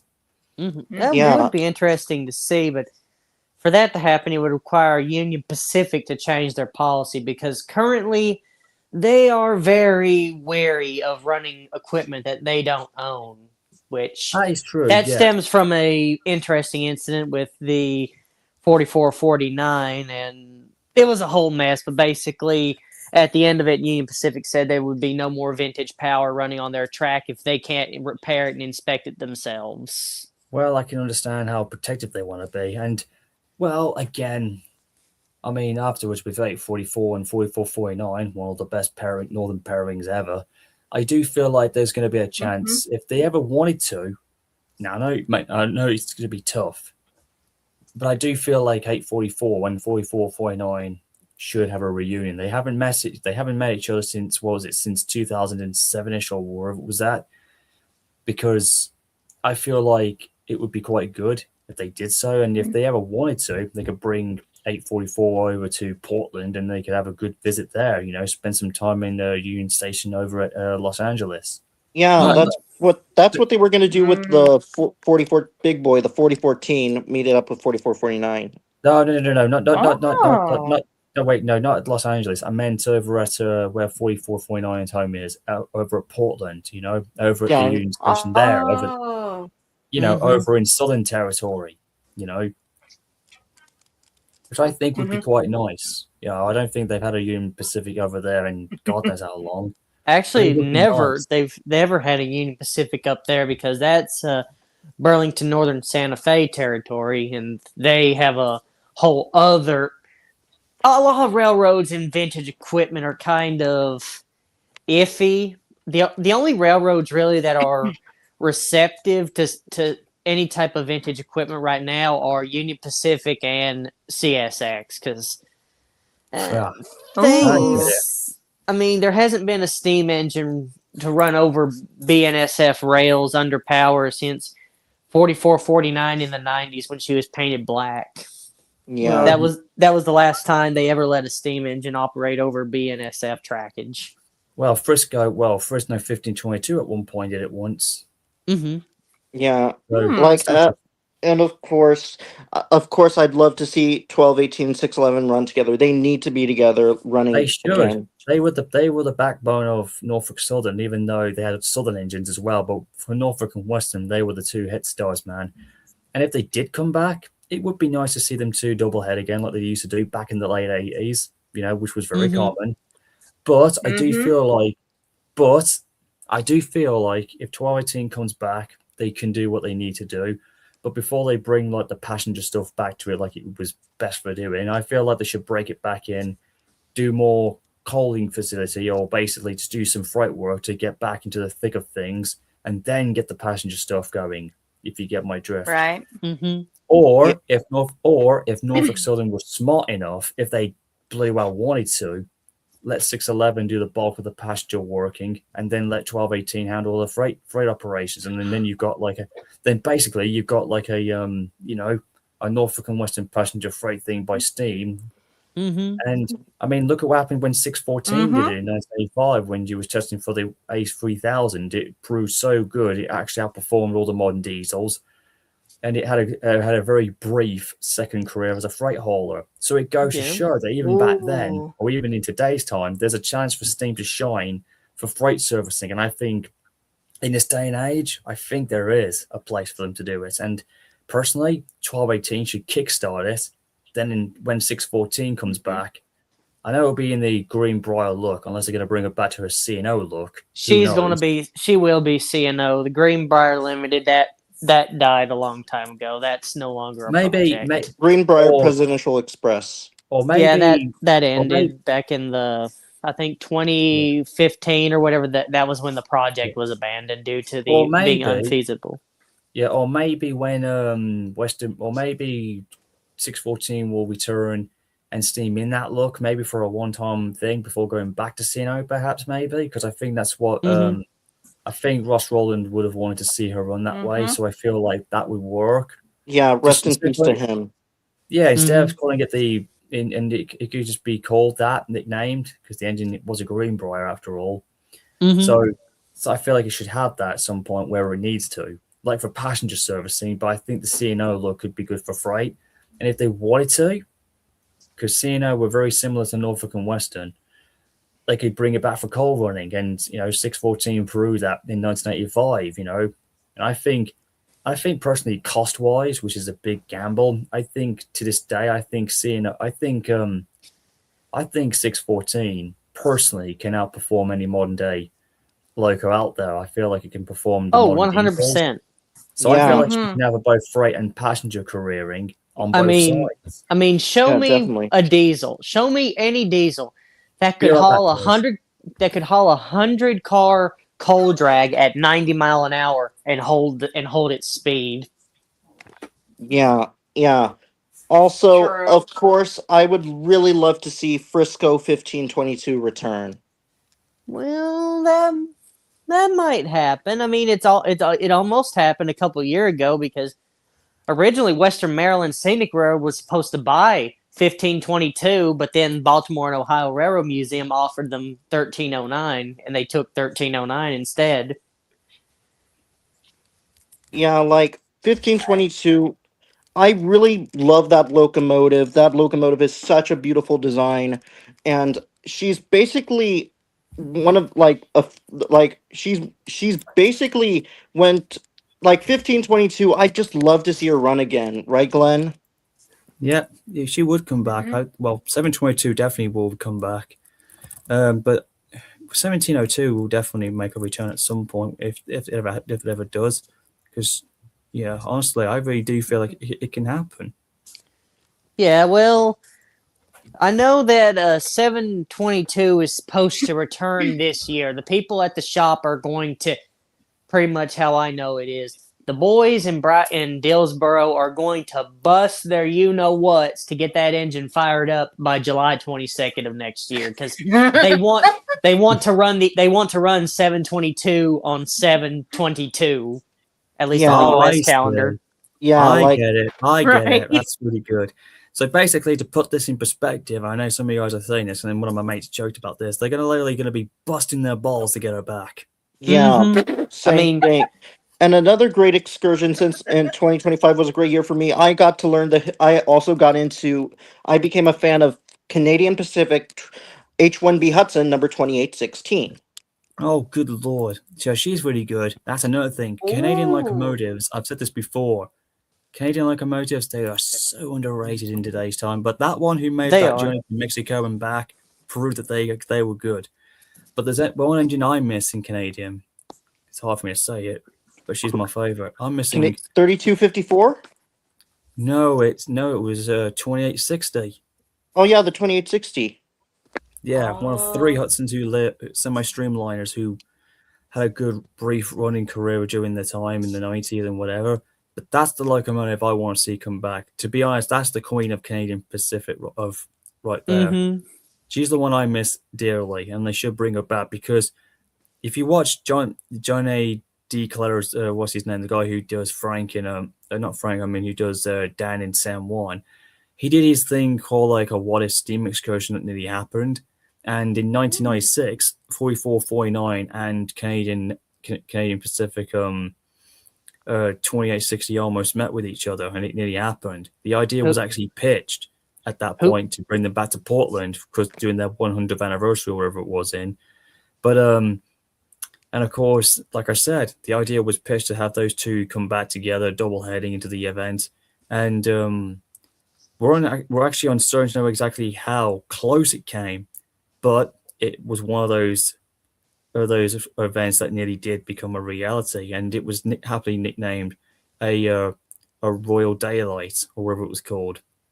And I thought that's brilliant, and it nearly did Mhm. happen, but that never happened. Same thing in 1994 when Norfolk and Western were doing good. It was going to be called the Green Leaf and Gold, what it was called, because in 1994, when 611 and 1522 were double A together, 4501 nearly tagged along with them, but that loco had to pull out due to mechanical flaws or whatever it was, maintenance woes or whatever happened. Mhm. That Yeah, nearly at the end Yep. of the steam program, poor 4501 was ran down, was basically on her knees at that point. They had ran her into the ground and then kept pushing her down. Well, she wasn't being used as much during the night, Oh. because of the stardom from 611 and in 1218 we're getting all the fun, and 4501 wasn't doing as much, so it becoming almost like a rare thing because Mhm. of the age that she was getting at that point. And of course, but like I said, the records do show, again, to what they said on the What If Steam event, 4501 would have actually took the return trip, and it would have been a triple header, but it was all very what's the word? Hypothesized at this point, but it could have happened still, so there was a good chance. Mhm. Yeah. And speaking of and- Tennessee Valley Railroad, I would really love, of course, I'm really excited for TVRM 610 to be running again because my OC is a Oh, she's USA coming QCS back. 160. Oh wow, I didn't know she was. I didn't know 610 was making her return. I thought she wasn't coming back. Well, it's kind of basically right now they're going to hold off on 630 and 610. They're not going to do anything with her till next year. That is something I know because they want to see how 722 is going to do on oil. Because I think she'll do well. I think if Mhm. if it works for 722, this is I think you and I are thinking I like it here, Crash. If it works for 722, it could possibly work for her sister 630 because they're both the same class anyway. So Yeah, they are. That's their current idea right now is see how 722 fares running on Bunker C oil, and if it goes well, they're going to convert. Well, they already are going to convert one of the engines to oil, either 610 if they rebuild it or 630 if they rebuild it. That is a no discussion. They are giving one of them oil. 4501 will be the only coal burner left on the line, and that's because they spent nearly $1 million converting it with an auto stoker. So 4501 is the only engine on the Tennessee Valley Railroad Jeez. running right now. She's the only steam engine running at this very moment, and she Well, will she's- be probably till 2028 because they want to have an engine ready for 2029 because 2029 is when 4501's going down for the 1472, and I thought it was supposed to be in Hmm. 2027, like what you said last year, T Crash. well, again, no, it's the 2029. I was a little bit off on that. I believe 4449. Well, sorry, 4501. Well, she's older now, but since coming back, I mean, she's been running like she never left. But to give her a mechanical stoker, so the engine can actually basically feed herself, was really good. I think it's more common now for most Americans to do that. But at the same time, she's doing pretty good. But at the same time, though, because of her age and because of the generation she grew up in, special treatment's needed. But the right amount of care she can go on, she's probably the most powerful Picardo ever because she has a tractive effort of 45 or something, whatever it is. Because she's 53. She has a tractive effort of 53,000 pounds. She is the most powerful 282 operating on the planet. Well, basically, yeah. In terms of American wise, yeah, she's not bad for a little like Mikado though, if you think about it, which is quite good. So despite how small she is, she can actually, she can slug it out if she wants to. I wouldn't say the 01's small. I mean, in 1911, for a few months, 4501 was also the largest engine in the world built at that moment. Well, yeah, I mean, in terms of like Mikado wise, I think she's one of the biggest. I mean, when she started out, I've learned in that documentary, she started out very differently, very, very small, and now she got increased, and she basically, to put this in human terms, 4501 underwent a massive reform and basically got bigger. And to put this as well, then this is going to sound a bit funny. She basically she just bulked up and became a real little powerhouse. Basically basically she's like a badass woman with with a set of abs on, with muscle power in her. Like a real like we see in most women today. I think she's like that sort of thing. Like, don't let the beauty fool you. Because underneath all that, she's a strong one. I mean, I've operated the engine before, and I can tell you, once you pull the throttle, you can feel all 53,000 pounds of tractive effort. I mean, you can just feel it when you're in the engineer's seat. You don't have to. Yes, that's basically 4501. Basically, as any engine will tell you, big or small, will say to you, "Are you ready to feel the power or something?" Or basically, because I've said this before. These steam engines, whether you're British, Australian, or American, Canadian, or anywhere else, they have their own personalities, and they can be a bit temperamental, and we have to treat them nicely and care for them. But, like I said, when you have these icons like 4501, they let you know. If you treat them well, they'll treat you back pretty good.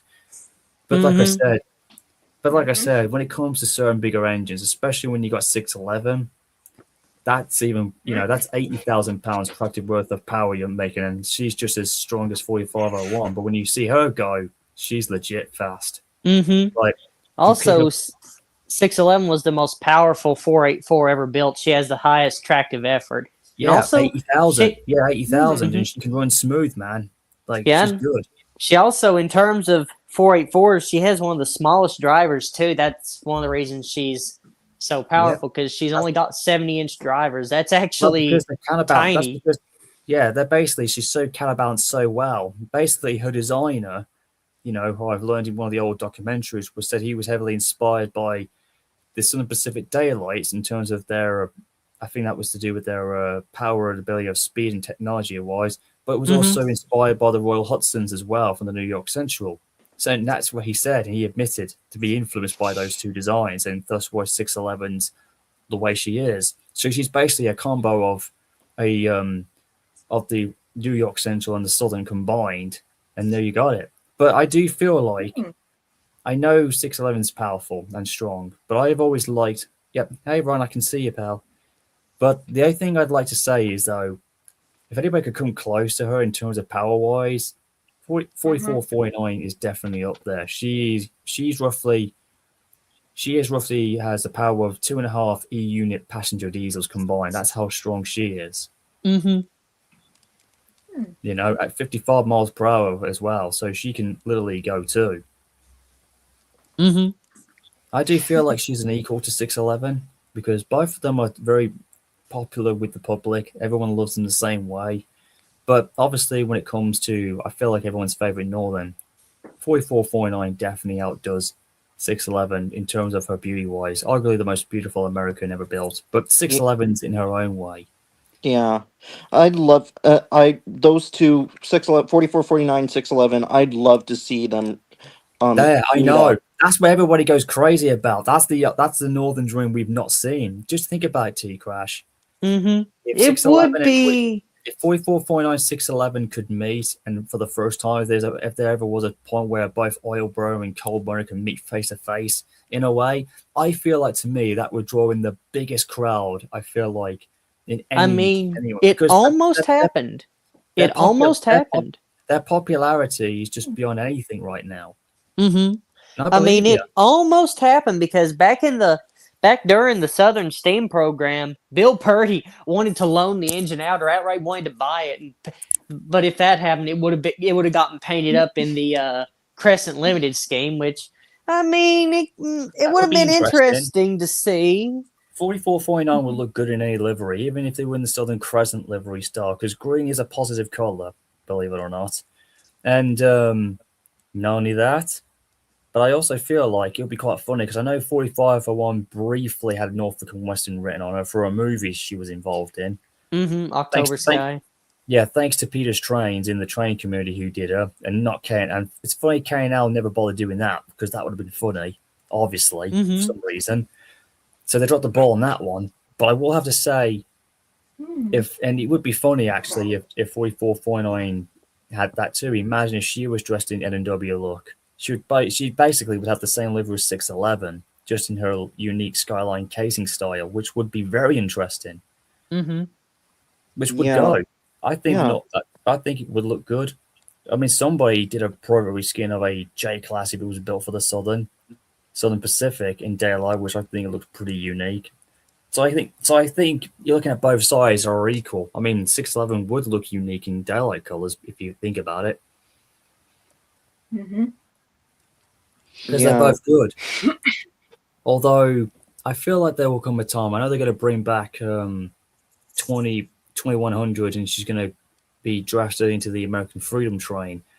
But I do feel like if they bring that train back again for any type of event, 611 could have had an opportunity. And I know they did that paint scheme with her all semi-streamlined or whatever. But I do feel like she should pull that livery, that concept that she looked like, and I think it can be done.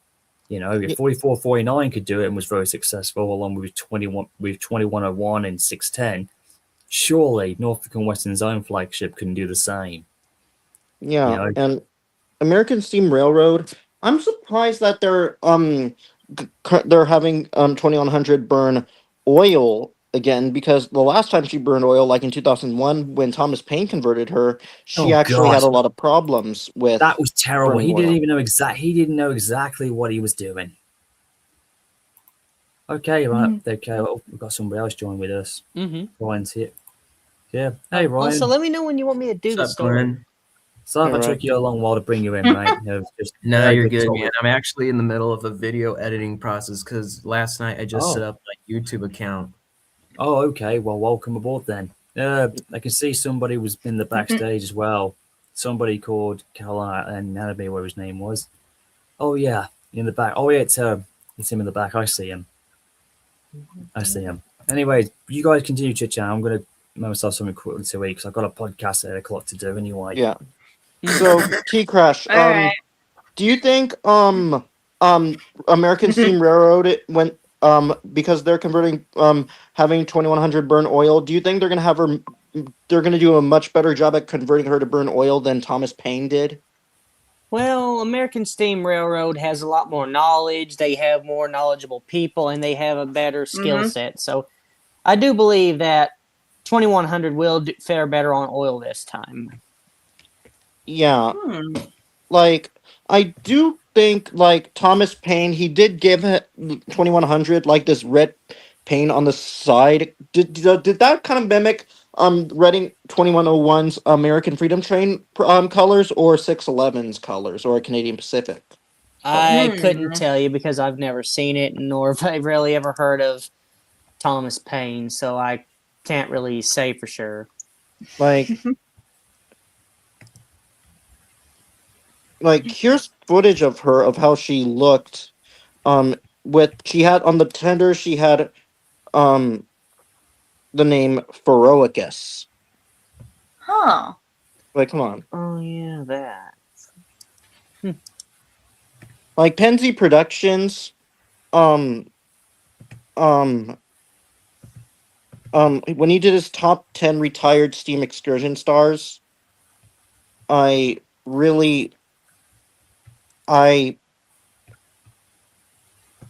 like hold on, let me this is what 2100 looked like in her Feroicus scheme. Oh. Honestly, I don't think with that scheme, I don't think he was really trying to mimic anyone. I think he was trying to do his own thing. And Yeah. look at the tender, it says Feroicus. Mm-hmm. And if you look right here, like it's like 2100 has this like color, like it, Oh, I I don't, see that.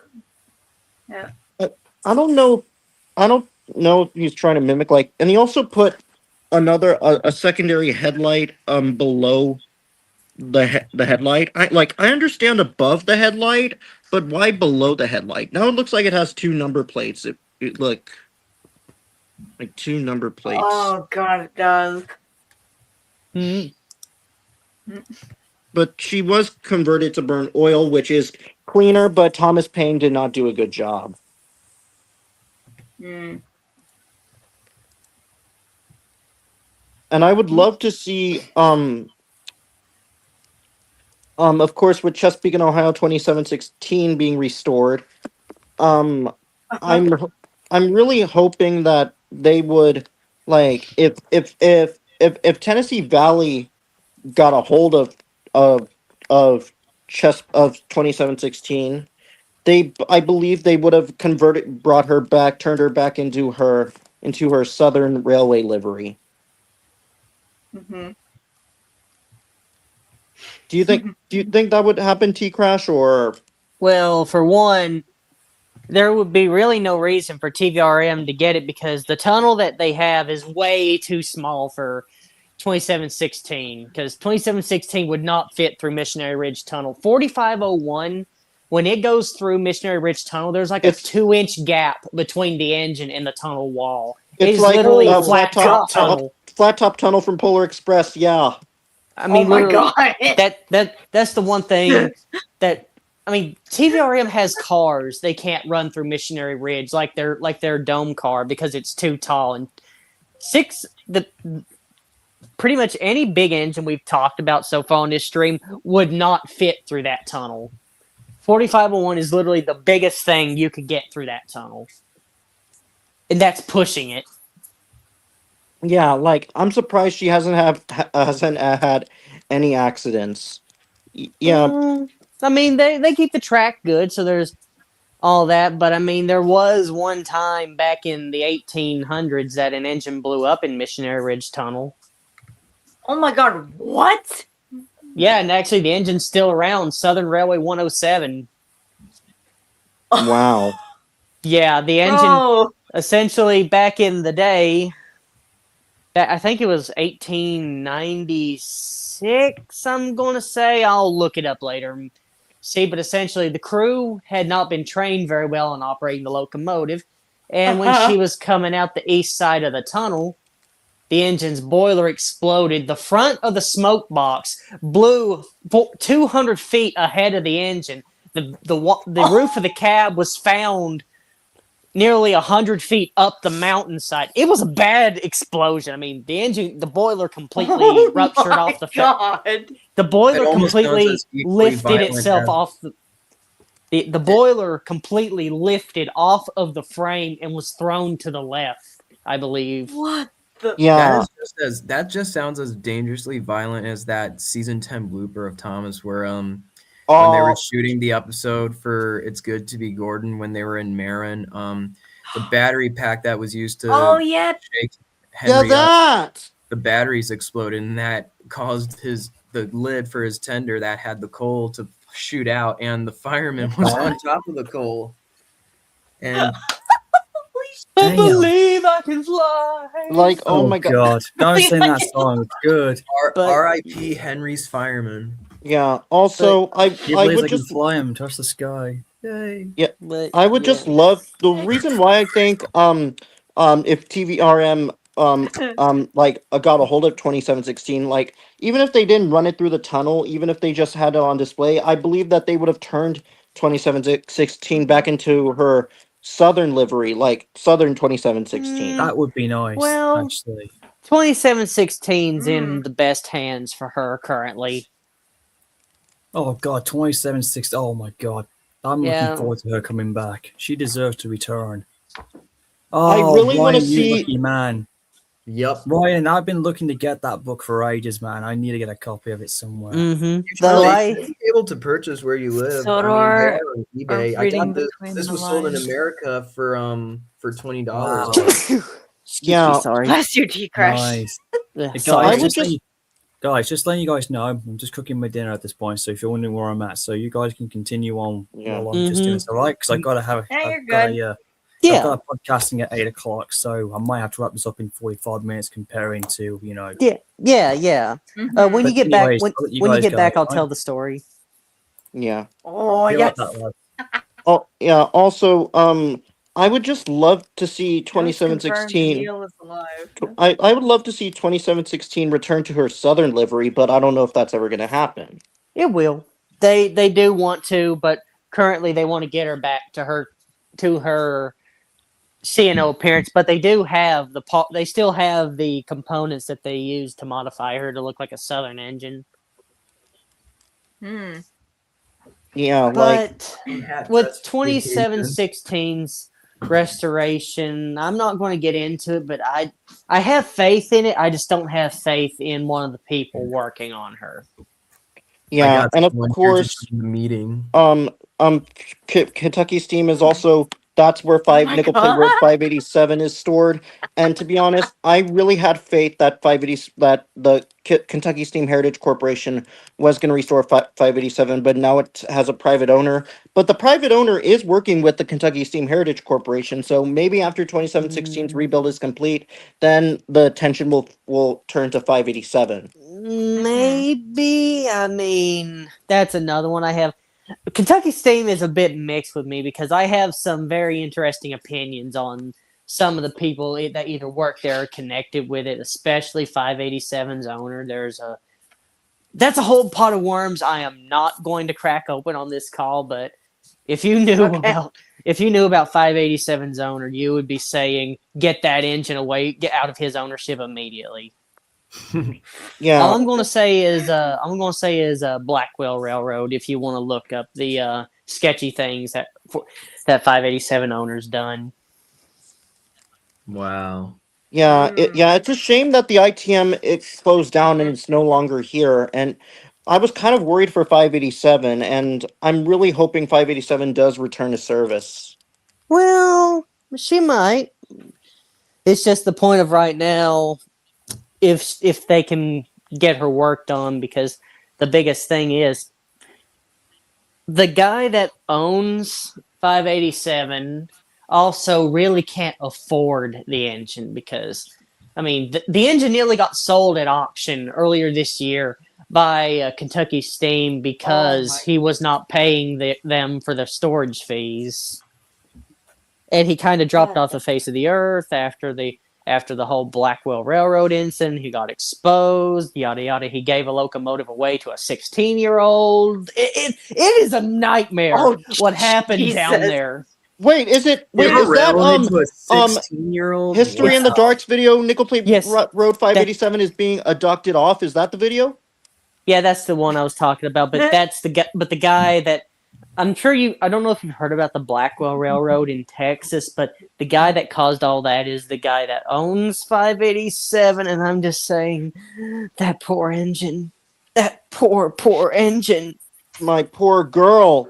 Please, if my railroad, Oh, no. my steam, my city in San Antonio, their steam thing called the San Antonio Railroading Heritage Museum. If once they get Southern Southern Pacific 794 running again, which is the engine downtown, I'm hoping once that engine's running, I'm hoping that they would take 587 to be a running mate to 794. Please, 587 Well- needs a good home. I would say 587 needs Mm. to be somewhere close to home.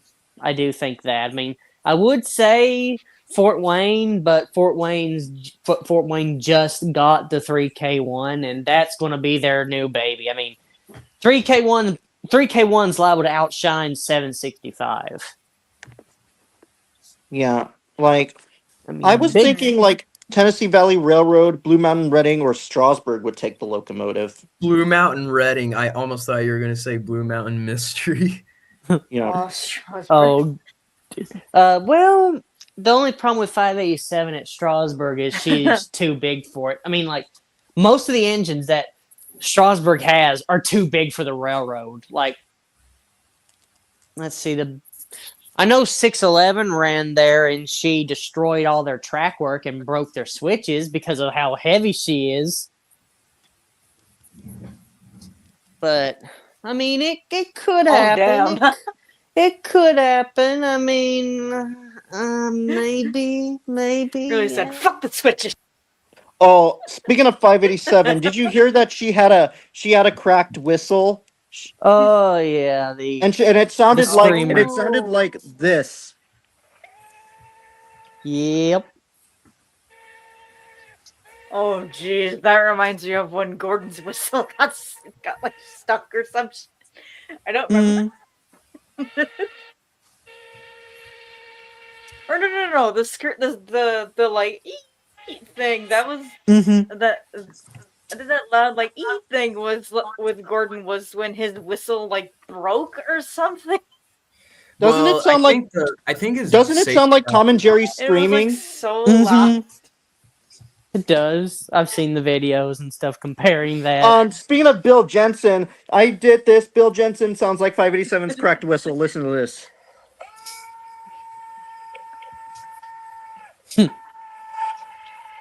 Like, listen, Okay, then. Oh my god. Oh, and like, it does sound like listen to this one. God.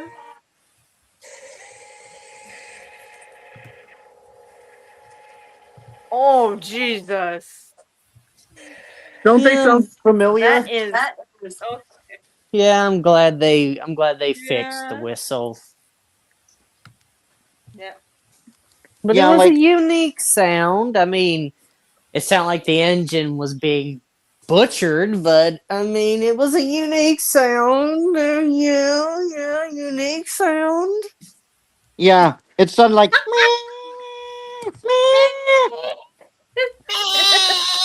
I mean, the engine. the engine did kind of sound like it was being butchered in a back alley, but I mean, yeah, God. unique whistle. Yeah, like I even got this good scream of Bill Jensen. Like, listen, Okay, there you go. What the hell? Okay, It's- then. like Who the okay, dude, who the fuck was that? okay. Glenn? Do you remember Nickel Play Road 587's cracked whistle?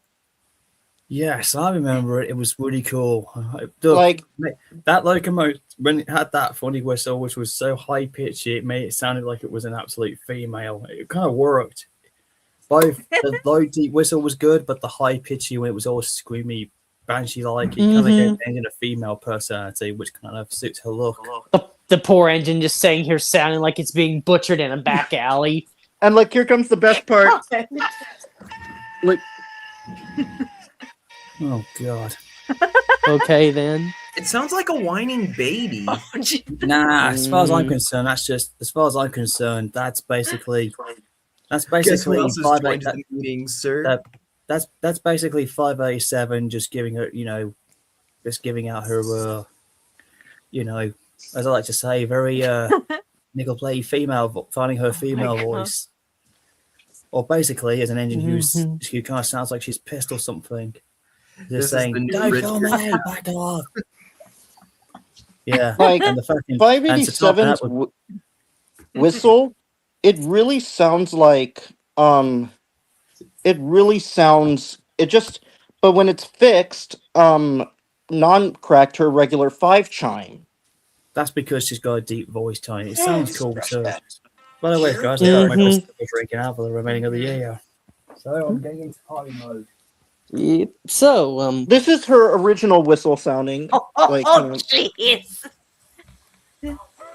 Seriously, Gordon's unused ill face from season 11 looks like the kind of face he would make if, say, his driver farted in front of him, if his driver was like polishing a smoke box. Oh my that was God. 587's normal whistle. Just okay, then. cleaning it off and then just being Just being rips loud a as new one, and Gordon's like, Keith, what is wrong with you, man?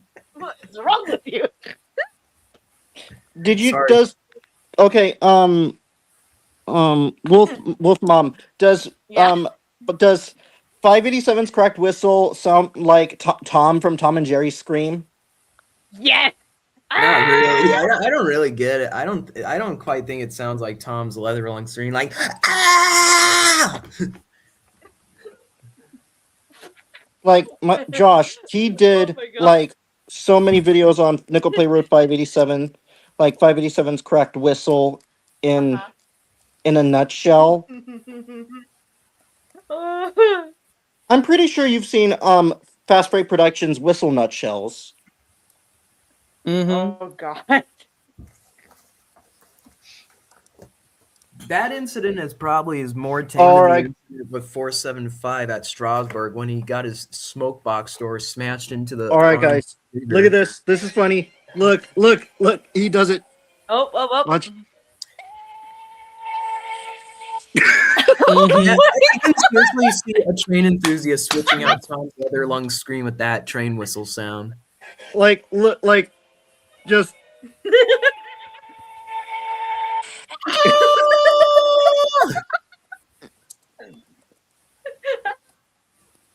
Excuse me. So Wolf Mom, it does sound like Tom's scream, right? It's It does. Oh my God. Also, I am so happy right now because I just looked up Soda reading between the lines, and it's at one of my favorite bookstores, Barnes and Noble. Hell yeah! Oh, speaking of Tom and Jerry, here's the original sound of it. Look. Oh, really? Hold on. God, Seriously, can you got can your copy can from you Barnes and imagine- Noble? Yeah. Let me see. Got paperback and hardcover. Let's see. Okay, Mine's the one Oh, with the wow. front and back cover. paperback is 1666. God damn, Wow. that's pretty good. Hardcover is $25.76. That's okay. Both of those prices aren't that bad for a book like. Yeah, especially on eBay where I got my copy. Oh my god. Yes. I think On I only had to pay around Amazon. 25. God damn. Yeah, like also, I'm really hoping, like since I'm going back to the Durango and Silverton Narrow Gauge Railroad, next year, this summer of Mhm. 2026. It is sad to see that all the Mhm. engines have been converted to burn oil, but I wish they kept the 481 as their last ever coal burner. But as you said, T Crash, if you only have one coal burner and the rest are oil burners, then that's too much maintenance for just one locomotive. Yeah. Like Feel 481's my yeah. favorite K36 on the Durango and Mhm. Silverton, and she's basically the reason why is because she was the very first steam locomotive I ever saw in Durango when I first went in 2019. When we were at Mhm. Silverton, we saw 481 pull into Silverton, pull in, and we got some pictures of her, and I have a good video of her backing up. And Mm-hmm. she's Mhm. yeah, and it's a shame that she's an oil being converted to burn oil now. But like Cumbres and Taltic and Colorado Railroad Museum are still burning coal, though. Yeah, Mhm. because they're keeping the engines in original condition. The main reason that the DNS did that was because they were tired of being blamed for wildfires. Yeah, That Oh. was their whole reason they converted, was because every time a wildfire happened in the vicinity, they blamed cinders and sparks from the coal burners. when Jeez. like Yeah, because like the big 416 fire that was blamed on them, and then they had to pay out a shit ton of restitutions and everything, only to find out it was arson. it was Yeah. arson. Wait, an arson. What happened?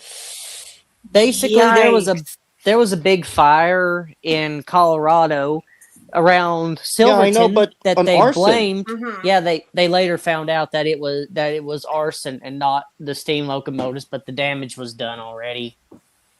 an arson. So Bro. the arson blamed them or no? No. The fire the basically the fire marshals and such were blaming the locomotives because it was the only way they could figure out how that fire could have started.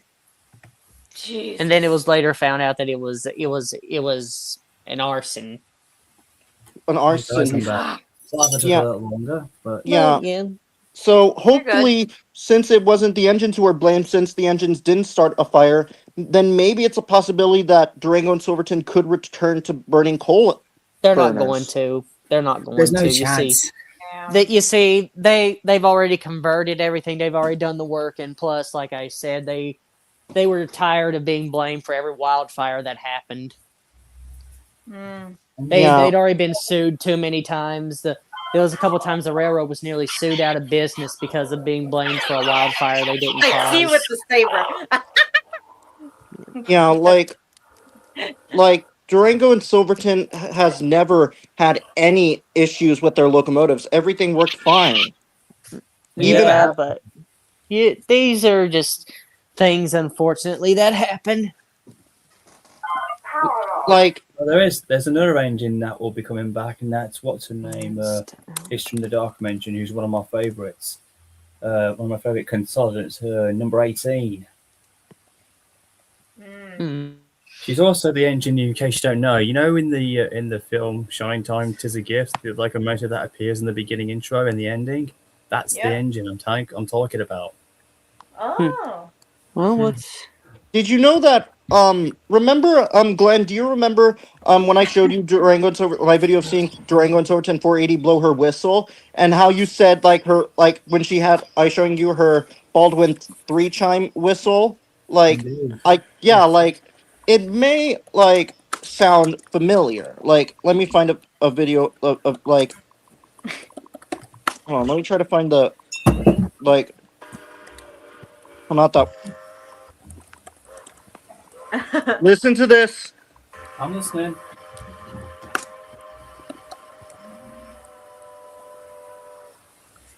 It sounded like Clinchfield 311 Ooh. demon whistle.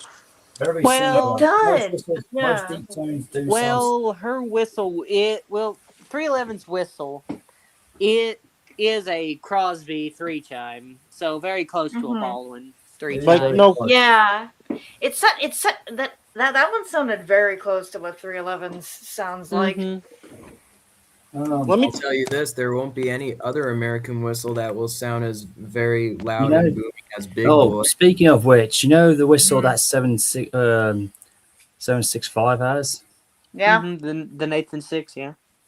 Yeah, well, there was one in 1991. It had two whistles. The high pitched one, which sounds very female-ish, and the other one has a deeper, deep tone, which sounds like 44, 49s almost. Mhm, That to me, Hancock. that to me would almost sound like 311 in a way. Mhm. Hmm. I mean, 311 would sound pretty mean if it had something deep tone like a Hancock or an IC long bell whistle Oh. or a Western Maryland Potomac whistle. Now that would be nice. Ooh. I just think that would give her more of an intimidating Oh. presence to literally sound like thunder. Sir Handel. I finally got him for Christmas. They said on Google that he was Oh, you not finally got Sir supposed- Handel. Yeah, but they said he wasn't supposed to come until early December. But last time when I checked that, I checked on eBay routinely for this model, and it was sold. And the day when I checked it was in November, so Well- they pulled the fast one on that one. Well, maybe they decided to bring him out for the best, and it was a good decision on their part, if you ask me. This is the best Bachman model we've got in all Thomas range. If I This was is to the- get any Bachman models, I would get. If there was any Bachman train models, I would get the, Gordon, Henry, and whatnot, whatever. But Emily would be the best one for me, along apparently, because I've got her. Look, I know people go batshit with about a Hornby model, but I would use her Bachman model as an idea because I had a long story plan of like giving it like a Henry treatment, like that was her incorrect build, and she gets overhauled into what she is there. Because that was my intention of Ooh. using her. I also got Very Emily nice. for my Hence 22nd birthday yesterday. Oh, Hey. the best Batman model, man. I just love that version of Emily. To be honest, I think that engine's bought more often than any of the other Batman engines because she's that bloody popular.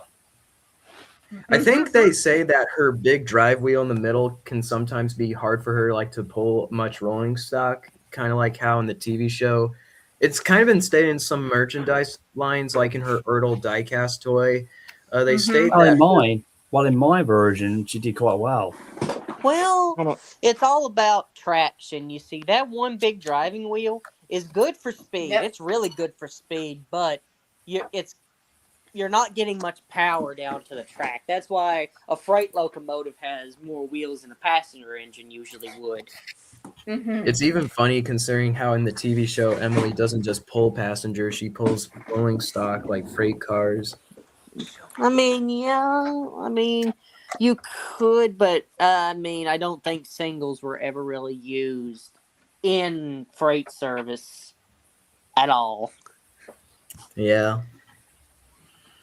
Hold on. but best tender engine we got, even though her model, like her basis design, is a bit too ancient. But hey, it can work in the Railway Series canon.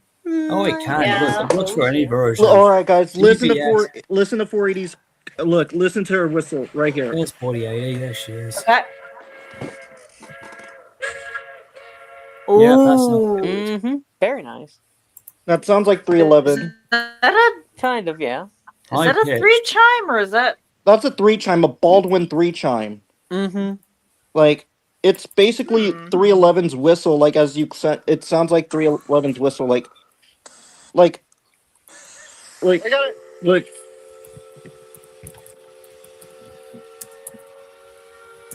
It does. There are so many. Oh. Mm-hmm. Someone Well, here's says one. Emily is based on an 1894 That definitely sounds like 311's whistle, like almost in Clinchfield style. But if she wanted to be a Fresno, she's definitely got 1522's whistle for the most part. Mhm. Yeah, like her Baldwin 3-chime sounds a lot like all.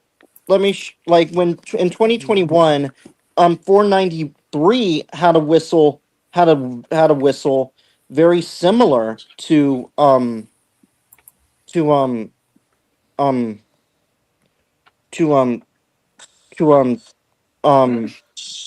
four four to 311. She had a 3 chime. Either it's that's the same 3 chime from 474 that they put on from 493 onto 480. What a year. I'm hoping that those are two different whistles because like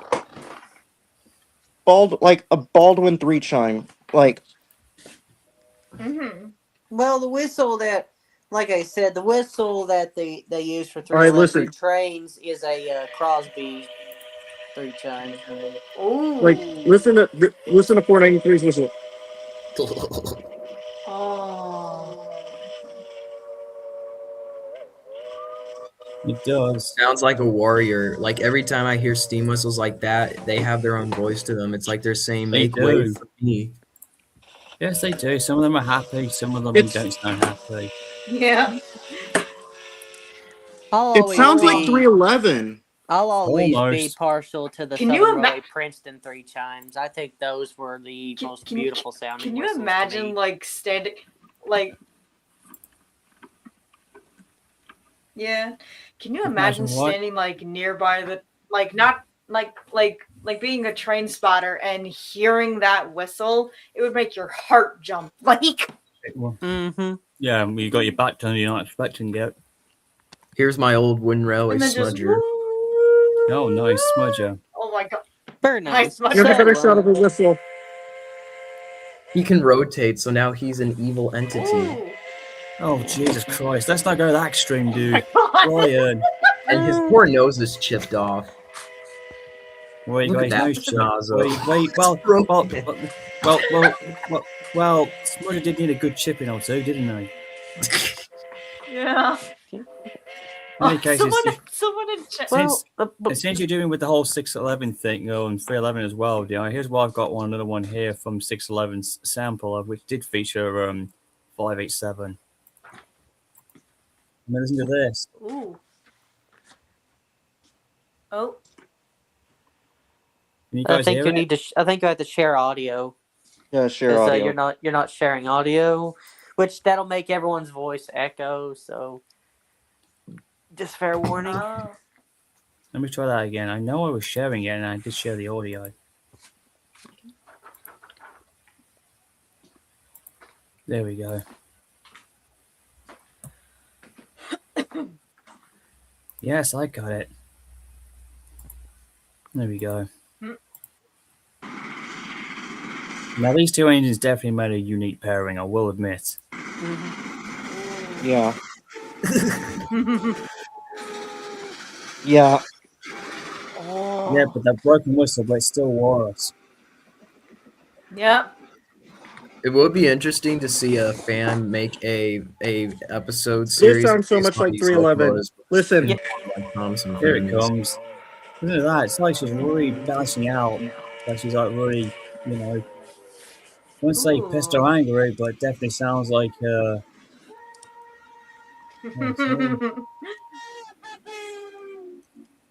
That sounded like a What the- kazoo at that last tone of that whistle. It sounded like a Yeah, but then- kazoo. It did. yeah. Then Actually, no. 611. It was like Scratch that. It sounds like a duck collar kazoo. Yeah, well, here's this one here. This one here sounds like this bit here sounds like 587 sounded like really pissed or something, like shutting up the cameraman or something. Yeah, just listen to this. Right. yeah. I think this Here is it the comes. right whistle. His light is on, even though it's not nighttime. You know, Kane. I've messed around a little bit with 587's There it whistle was. in Audacity. I think I might have edited it to a way you'd like you'd Mhm. like it for 311's whistle. I posted it in the Oh, I see it. Campton Southeastern I see it. server. Give a listen to Yeah. that. Okay, let's I'll have a look at it afterwards. Like, check out 482's whistle. Listen to how it sounds like 311. Yeah. But let me Almost. know before- Yeah, very close. let- That is very let close. me know before the stream ends, and I Ooh, can that's very- tell the story. That's very close. Ooh. Oh, 480. She has like a version of 311's Demon Whistle. Like, have a listen to it. Yeah. Listen, Almost. almost so close. Ever watched Ooh. Silverband 7's series burn. called Thomas and the Rail Tours? Yeah, I've Mhm. heard them. Oh, I love that Those are series. pretty good. My Right. favorite Yeah, one's the me one with the too. Australian The engine. chemistry he makes with these real life American locomotives to make them interact with the Thomas characters is so well executed and I genuine. love it. My One of the favorite best one's I've the seen. one where Percy learns how to swear. That was the funniest episode to me. Yeah. I think the most genius one from Silverband's work, and I actually said this to him when I met him in person at a Greenberg train show in Oh, Edison. you did see him. Yeah, I saw him in person. In fact, I hold on just a You sec. lucky man. I liked how he put 611 in, and that was good. And he made that impression, like, you know, Also, that can you- country southern girl. That was really funny. I also got his autograph. Nice. No I'm looking way. at that in person, man. Nice. Hey, y'all. He's like, I'm a kind of girl. So I'm thinking 611 speaks with that southern country girl accent. Also, speaking of Thomas Friends, did you guys see the new 2026 motorized designs? We're not going to go into yet, that. no. They're Let's not go into that. interesting. But yeah. My I'll tell you one favorite. thing. If I ever saw Gordon, if he was an American locomotive, it definitely would be on 611's design. Yeah, I can see that. They don't And you look have too to- different, and Oh my especially God, like look. with wheel configuration. And the same whistle as well. He definitely would have the same whistle.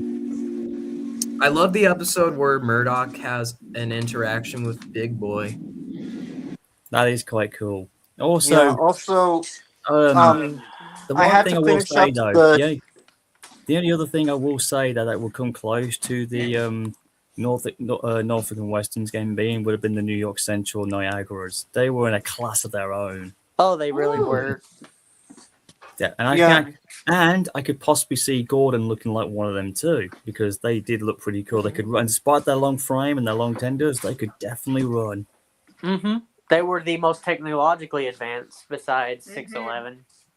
To be quite honest, I would safely say, and I know people might want to see it, but I do feel like the Niagaras could have survived, and I think if it's possible, I think one could be built in today's generation from the ground up. I think it's possible.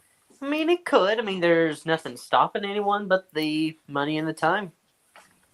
Yeah, I know, but still, I think it's possible.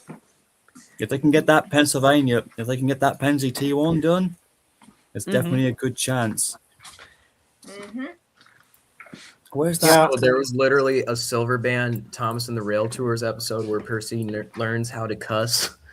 I Yeah. mentioned Oh that. my god! Also, because speaking I of Thomas, have- and friends, I finished up my almost finishing up getting my 80th anniversary Percy and Nia, as well as getting the Nice. the Talking Thomas for 2025, and of course I had to get the Ruby's Thomas. Speaking of which, did you guys see the return of 1225? She just made it. Oh and she yeah, put- Pure Market 1225. God, Yeah, she came. She My basically favorite. passed the one of test. my favorites. The real Polar Express. Yeah, I know. Bite me on that one. But she The came only back. thing that I hate the movie did with the Pure Marquette in the movie is how they have the lamp What? on the smoke box door like embedded into the smoke box door when it should be like sticking yeah. I get it, but the engine is thing still, about- is still. But the real life sound effects were used from the engine, so it is still the real Polar Express. But the thing Yeah. is, 1225 Except for the came back. whistle. Well, Yeah, really, 1225 it's came back not recently. based on. And she just made it for Christmas. And this year, she legit. Once again, every time Nightfall comes down, she becomes the Polar Express. It's so magical. I love it every year when she does it. And I was just like, you know what? It's Polar Express time, baby. Yeah, if you were I'm- a huge train enthusiast, if you wanted to watch, there's this YouTuber who would cover movies that do include trains, but he would cover what the movies did wrong with the trains, and the Polar Express is amongst those. I've movies. seen, what went wrong. I think I know who you're talking about. Yeah, I know who you're Mhm. referring to, Ryan.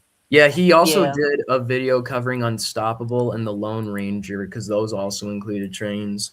Oh, There's been a well, couple Emperor of the also, North. guys, there's been- I think Emperor of the North is a good one. Oh, Emperor of the There- North. there- Is an there was actually a amazing couple of movie. engine. There was actually a couple of new Timothy reviews in retrospect. But One I don't was- understand why Emperor of the North is not on Amazon Prime. Oh, Mhm. yeah, because I number guess not 19 enough was in demand for there. it. She was one of my favorites, man. Speaking of which, guys, look at this one. There's another reason why I said about 311 is because of, number 765 because she had two different whistles. This one definitely kind of reminds me of 311 almost, or my own whistle if I was American.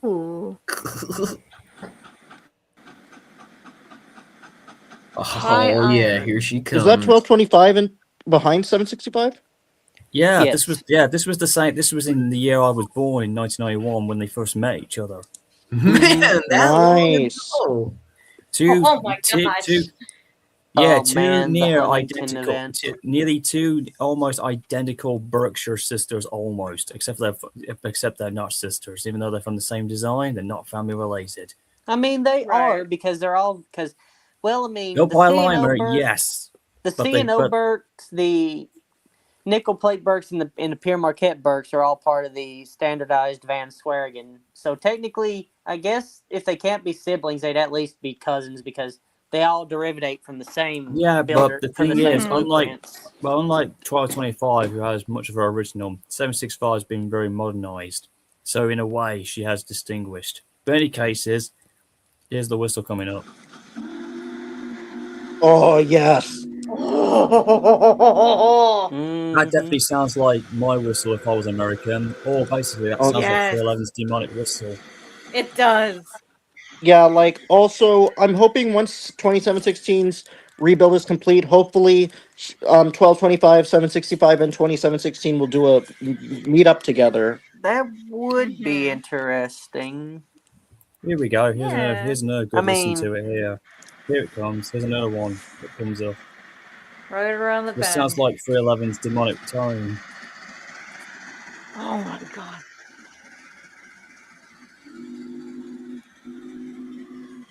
Oh my god, dude. Yeah, It the, do- it do- the it does Hancock it was does a very nice whistle. it does sound like her in that form. Oh wow. Yeah, and despite they're doing a furry move, they are taking a whole fight together.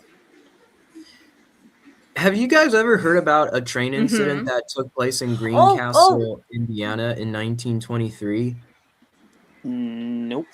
There was an engine Oh. that it was a Monin locomotive. In 1923, it went over a bridge that was under disrepair. Oh, Dex is And- here. Blue Dex. That's one of my friends in the backstage. Fun I can fact: see that him. train Holy crash Christ, in that's Greencastle. That's Henry 3 NWR. I know who he is.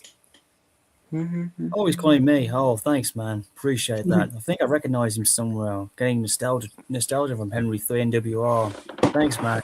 Call me that. I appreciate it. So yeah, there was a train bridge incident that took place in 1923 in Greencastle, Indiana. And what's cool about that crash is that it would inspire for a train crash in a season 9 episode of Thomas and Friends. For the season 9 Which episode, one? Thomas and the New Engine with Neville. I'm just hoping the classic Thomas Oh. series comes back. I don't know about model Yeah. like series Thomas because that's I mean way more- CGI.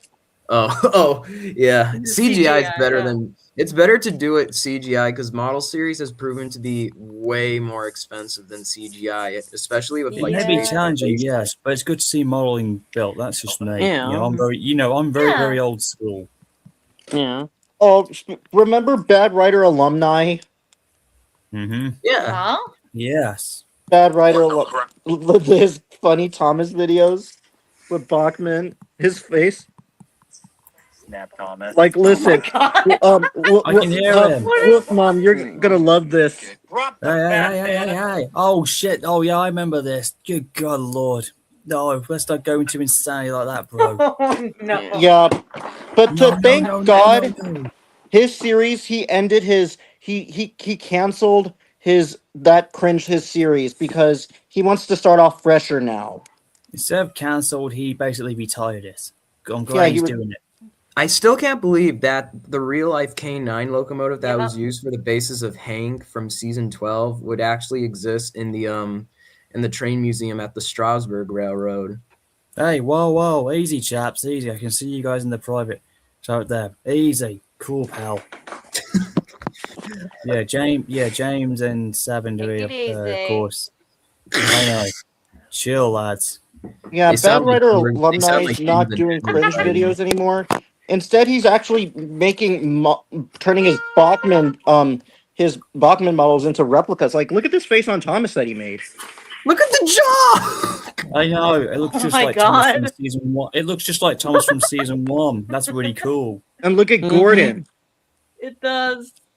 Gordon looks very accurate as well. Very TBS related. Though Like- I will say this: his Yeah, lips Gordon. for his sad face, he's got quite the thick lips, and I call them sausage lips. Well, because they are. Remember, he's the galloping sausage. Yeah, and seriously, his new Trackmaster like 3 sausage. model is so thick. But Look at the Bad Writer sausage. Alumni is not Jesus. going to be. Look, It's Ramen A4. Listen, hang on, guys. James and Sailor Jupiter Fan 2001 and Furman 04, will you guys stop beefing each other in the chat section? We can see what you're doing here, guys. Just chill out. Don't need to slash each other on the last day of 2025. All right? That's not what my streams are meant for. Oh, we've got somebody else coming in. The new. Thanks, man. See, it goes to show my reputation is so strong, The new even the Owen new fans who Productions. grew up watching me. I appreciate it, guys. After 10 years of the Timothy film. Yeah. Speaking yeah, of which, Yep. here's another shot, and this is another shot I Yep. used actually. Here's some trivia for you. 765's deep tone whistle was never used, even though I was going to use it for my OC. But instead, the high pitch whistle worked for somebody else, and it's actually in the 311 movie. You know, the triplex replica himself, Jason. He actually used. I used the real sound effect from Yeah. 765's high pitched whistle to match with Jason's character, and it just worked nicely. For some reason, it worked for an eerie Oh. triplex. But anyways, this Uh, deep tone whistle you're going to hear next sounds like 311, but it also sounds like my own whistle if I was American. Here it comes. Mhm. To answer Okay. Furman eFord 2.0's Hang on, let me question just- on where I got the disgusted face of Gordon, it's actually a replica face I got from eBay for $25. The owner that sold it to me from Nice. eBay, he actually got it from Thomas Tank Merch, who had the face silicone cast. That's great. over his Here we face. go. Here it comes. There. What's your favorite piece Oh of my American God. rolling That Yeah, is that's just definitely a not- very low whistle. That just sounds like how my whistle would be if I was an American engine, but it also kind of reminded me of 311, nearly almost. But here's the next bit that you hear Yeah. a lot in my this next bit here where the high pitch comes in. This is the bit I use for the 311 movie when Jason pops in. Ooh. There it is. Yes. Oh. 765. The girl. Sounds I like love that. would sound like a whistle for a high school PE teacher to like break out a fight in PE class. Yeah. Yeah, Also, well, to me- Break it up now. yeah. Yeah. yeah, I know it does. But to me personally, it just sounds like this locomotive. I've always said this. They always have like this unique gender blending. One minute they're speaking in a male voice, and also their high pitch makes them sound female, as if they've got a unique gender reassignment project going on with each other. That sounds Yeah, weird. like- yeah. Yeah. Also, look at Bad Writer Alumni's Toby video that he did. Like, look at Toby. There's Toby. Like, there's Toby. There And we look at the are. cat. Oh, hold on. I see it. And there's the real Polar Express. Even though I'm not too fond of the whistle, because obviously it doesn't sound pretty good. Like, But this Right. is the fastest I've seen 1225 run. This is back in 91, back when I was only just a little baby. Sounds too banshee-like.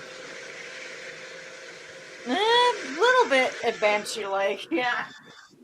there's Polar 1225. Express coming through. There's 1225.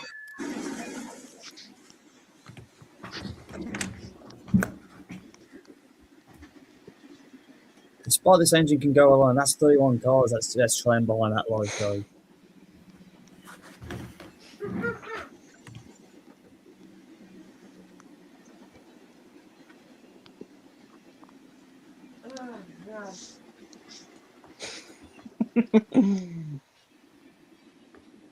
That's why Americans What? have got the best car designs ever.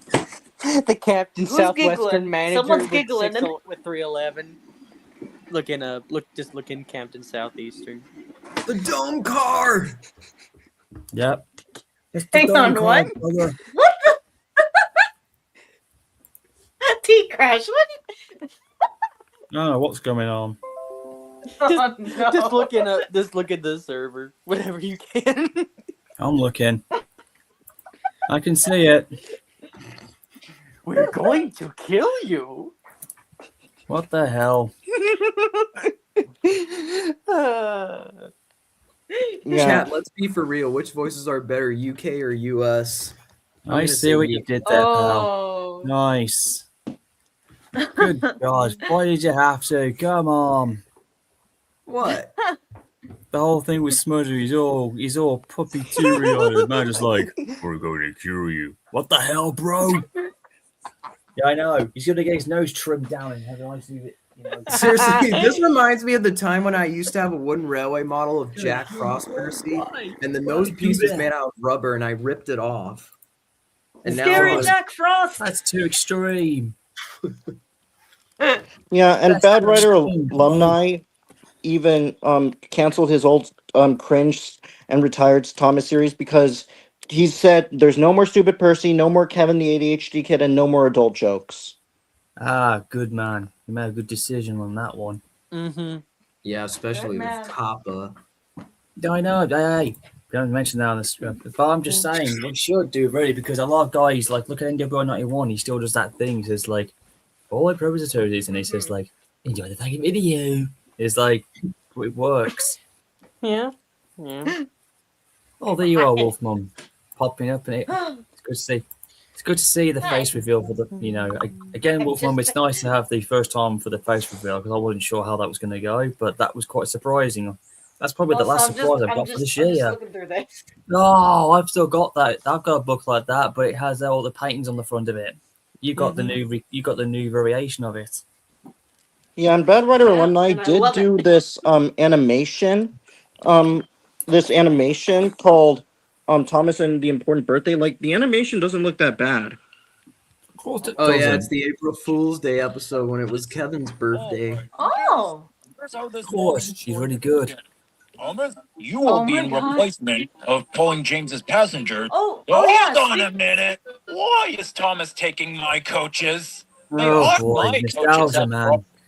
Like the animation is really good. Fucking face jump Alright. scare. Okay. Guys, if you think that's good, how about this then? Hang on. Since we're going down memory lane, I've got to wrap This is up my favorite soon. part. James really Guys. sucks at hide and seek. James B. Yeah, Yep. listen, I'm going to have to cut this up eventually because I've got a few more minutes left. But since we're going Yeah, down memory but- lane a little bit, here's but- something I've been known for doing anyways. Before we do go, I would like to tell the New Year's Eve ghost story. You If can we got say time, that man. afterwards in the celebration, all right, once we're done, okay? Yeah, so yeah, don't yeah. worry. Yeah.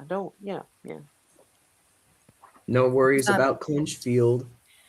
Well, the don't story's not about hey. Clinchfield. This story takes place on the New York Central. Sorry. Oh, good. No one, But the locomotive design itself is good. I really like it. Ooh. Mhm. That's strange. I know it's in here somewhere. I have to go all the way down to find it. Oh my God. Yo, T Crash, you still got your old of my- like one of my- icon of Godred? Mm-hmm. Yeah. Yeah, that was a good one, man. Mm-hmm. Yeah, I think he still has it. Yeah, I still got it. Also, this illustration for 8 Oh, there Famous it is. Engines. Just Oh, I yeah. love that illustration yes. so much. That's good. Yeah, It is more still, that realistic is still than like, that. They're all there. that is still iconic. There's some great Yeah. the ones I like. I also like the one where Henry's pulling the flying kipper and you can see his firebox glowing so much it's lighting Oh, yeah. outside. Mm-hmm. That's one of my favorite shots Oh of yeah, Henry. and Rexeljet, the guy, Yeah, he's great. He He was good, he was. Rexeljet, the dude that's been doing the drawings. He actually these guys here in Percy Takes the Plunge, he actually drew them and I can named tell you did. And one of those engines I think was Ginty. You know, Jimmy the Ginty. Oh yeah. yeah. It's gotta be one of them. What is it, Ginty and Pug? Yeah, that same Ginty, yeah. Oh, jeez. Had to be. Oh God, Gordon. I like how Whoa. Gordon Rexeljet goes for him. Whoa. Oh God. did rigorous work in the Railway series. I don't know how that happened. He Yeah. had Now fuck Fergus that, be the brother. actual blue circle. Also, Let me try that again. Well, there's Here a we go. cat Here's on your me shelf. Here we go. Here's me voicing. You're gonna like this guy. Here's That- why I was best known voicing for Henry for such a long time, because this guy died double four. Oh, He's an old friend of mine, and we know each other. We're both autistic. James is his Yeah, favorite. I Uncle watched Henry. him. Ooh. This Yeah, is why this is why everybody remembers me as well. They don't realize it, but here's a little joke I did back in the day. I made Henry sound more grown up in this one. He's not the ill engine he is. Mm-hmm. Ready for this? Right, here it comes. Listen carefully. This is how I spoke, and I'm talking like I am now. As if I'm talking. It's in my prom. Afternoon, Henry. Okay. So, how did the exam go? Oh, it was terrible. I sat in the big station and put my packet of polos on the platform. Glenn, that Pens, thought gong, and my chewing gum, and my extra pen, and my extra polos, and my lucky gong, and a pencil sharpest shape. man, bravo! You did a great job. Very Listen. nice. That's a good Henry voice. That's amazing. Keep listening. It's a You made Henry sound very mature, and I love that. Stop writing, please. I was doing a 1980s joke I reference. love when people do. And we're I love scrolling when for people my do double that with pencil. the, Oh, with here the, we cla- with the go. wooden faces where they just do their own expression. Yeah, he Molly's first did the night. exact same thing I did. Wrong road. I gotta. Now, if you think that's good, wait till you hear me here, because with Henry, I actually made him more of a mature Oh. boy.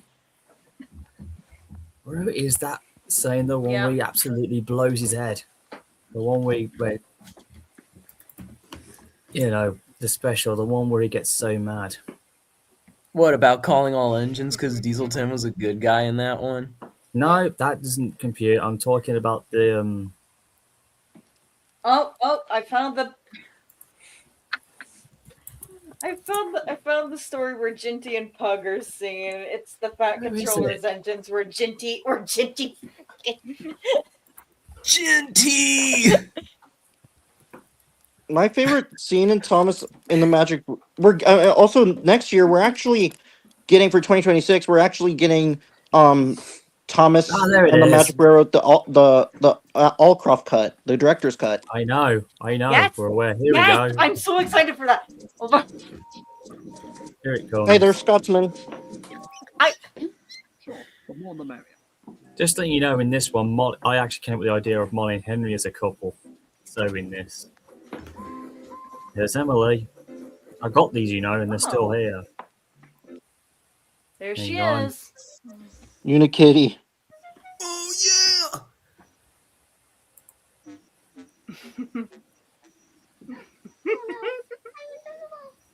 Just casually a Dalek just posted up. Yeah, that's Scouts Boris are all talking. over the place. In case you wonder who that Yeah. is, that's the same voice actress who voiced in Colin and Friends. What's his name? Who voiced Crystal? Unikitty. Oh. This is kind of giving me vibes of Bad Writer alumni a little bit. Naked. God. Staring. Am I right? That's right, Zach. It's a staring contest. You Oh, need Duck Oh, in the- Rosie the Cutie, 1995, voices Molly. Duck in the diesel engine. Here I come. Oh. Why don't you join in if you think you're such a champion? That's me again. Oh, Giving him an American accent. Don't ask me why. Oh, I love that. Because I made Henry Yeah. more grown up and mature. He's not like the It's fine. I'm still the most laid back son of a bitch ever. He's here come Rosie and Thomas, who are basically Mickey and Minnie Mouse. That's why he based it off the two of them. yeah, It same with works. Bad Writer alumni's universe. Another staring contest? Oh, jeez. Okay. You love birds and boys. Cheerio. Comes When we get back. Thomas is in love with Rosie. Yep. And I'll get Minnie those and Minnie things Mouse. like you. The face. Here we go. This is where it gets good. Just brace yourself, guys. I'm not lying. The but this was scripted, okay? I put the special effects in the end with my beeping because Henry, when he doesn't get things his way, he can become a real pissy boy. Like he gets mad, like a grown man. But it's done for comedy reasons. Rosie is The red comic vibes. book guy. that Right. reminds me of an anime. Right, listen.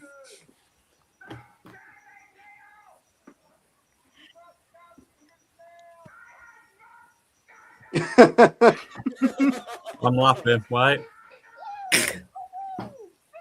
Oh my god! Show you. You too hard take. Show you. Oh my god! Ah, my headphones! This is, yeah, I'm not actually swearing, but I'm actually fell going off. through a laugh because it's a catch line for Henry and really loses a staring contest. Here it goes again. They lost. This is cool. Show you. You too hard take. Show you. Son of a. Dang, I lost again. Mother. That's how mature Henry Oh is. god! By a unicorn cat. That's how Look at the mature Henry wrinkle is. detail above the eyebrows. Look at James! Yeah. Well, as you can tell, that's how pissed Yeah. Henry can get. And I actually am saying, well, not legit, but that's basically, what happens when Henry gets pissed. Mm-hmm. He's When he so basically easy. takes too much Welsh coal in his firebox. He has a side effect. Anyways, guys, it's nearing the end of this, but like I said, it's been fantastic with this live stream. I've got a podcast to do in a few minutes, but Yeah, but but I will be back for the New Year's celebration when it'll be 26 here over here in the UK. So you're more than willing to join the celebration. It'll be still 24 for you guys, but you're more than welcome to pop back in again. Mhm. And hopefully I'll get my Also, YouTube Furman- trailer out You, soon. Ian. yeah. And you, Fur- Diogo, as well. And Wolf Mom, it's been Furman an absolute E2 pleasure having 2.0 you. MX said, Is that a cat behind you? Yes, it's a real cat. It's not AI related. yes, yes, that's what Yeah, it's not. Oh, he's just looking at our direction. He is. And you stop doing that. What are you doing? She's biting her leg. She's. Oh. Yeah, but any cases, guys, like I said, that was me voicing Henry in Dark Double Falls series, which I've been known to do for a You lot, did which I really was actually good. known for doing before I did Timothy. So that's why everybody recognises my voice. That was back in the Fandom is day when insane. comedy was fun. It still is. Yeah. Heck, even my nephew, who's now just turned 7, saw these and he thought it was funny. He said to me, "Is that you, Glenn, or something?" I said, "Yep, that's me." And he couldn't. He started. He looked back at me. Looked back at the cat. He looks back at the TV. Looked back at me, and it was like. And there's like. Then it finally hit him, and he started laughing. Oh, Right, I might God. call off on this live because I Yeah. gotta finish. It's all right, Ryan. You do what you gotta do, mate. We'll catch up with you in a few more hours when the celebrations kick in. But anyways, Yeah, I am again, kinda like- Diogo, it's been great having you in, and again, T Crash, it was good Yeah, that you turned so up because I had a yeah. feeling. I always have a feeling whenever you turn up, Wolf Mum turns up, and it's like a trend. It's like twice we've had this done now. Shoot, shoot, motherfucker. Oh, thing. It's true. Yeah. Every time T Crash pops in, Wolf Mum pops in almost at the exact moment. Yeah, I just gotta my finish God. up my YouTube channel trailer, and hopefully I'll get it There we in go. within Oh. the hours. One of the best Duck and Diesel stories. Pop Oh goes yeah, Diesel. that to me is the best version of Diesel. Like I know his TVS is good, but his Railway series is just so good. Even when Modern the Western made him, that was like that to me is Diesel. Like that's how I Right, recognize lads, him. I'm taking off. I wish you all a Yeah. happy new year, and I'll keep you You guys too. updated. The trailer. too, on my Ryan. YouTube Get channel. your Nice rest. to meet You're you. right. Take You're care. right. Anyways, guys, it's just gone 7:55. I've got 5 minutes left, but I'm gonna end this one here now. So T Crash, it's been wonderful having you on, and thanks for being on the last stream, and you, Diogo, as well, and for everybody Yeah. else watching, peace, man, and Wolf Mom, thanks for coming in as See well. you guys. Yeah, Yeah. see ya. And of course, it was good, and it was nice to see, finally revealing after. So I didn't see that coming, but Yeah. that was brilliant. But thanks to you guys for tuning in. I really Yeah. appreciate Yeah. it, lads. So Yeah. I'll see you all in several hours, maybe after midnight or whatever the Yeah. celebration kicks in. Okay, so for those of you who've been watching, thanks for being in this final 2025 stream, and have a happy new year for all of you Yeah. guys. You Take too, care, Glenn. lads. See you guys. Happy New Catch Year. you around. See you guys. Happy New Year's.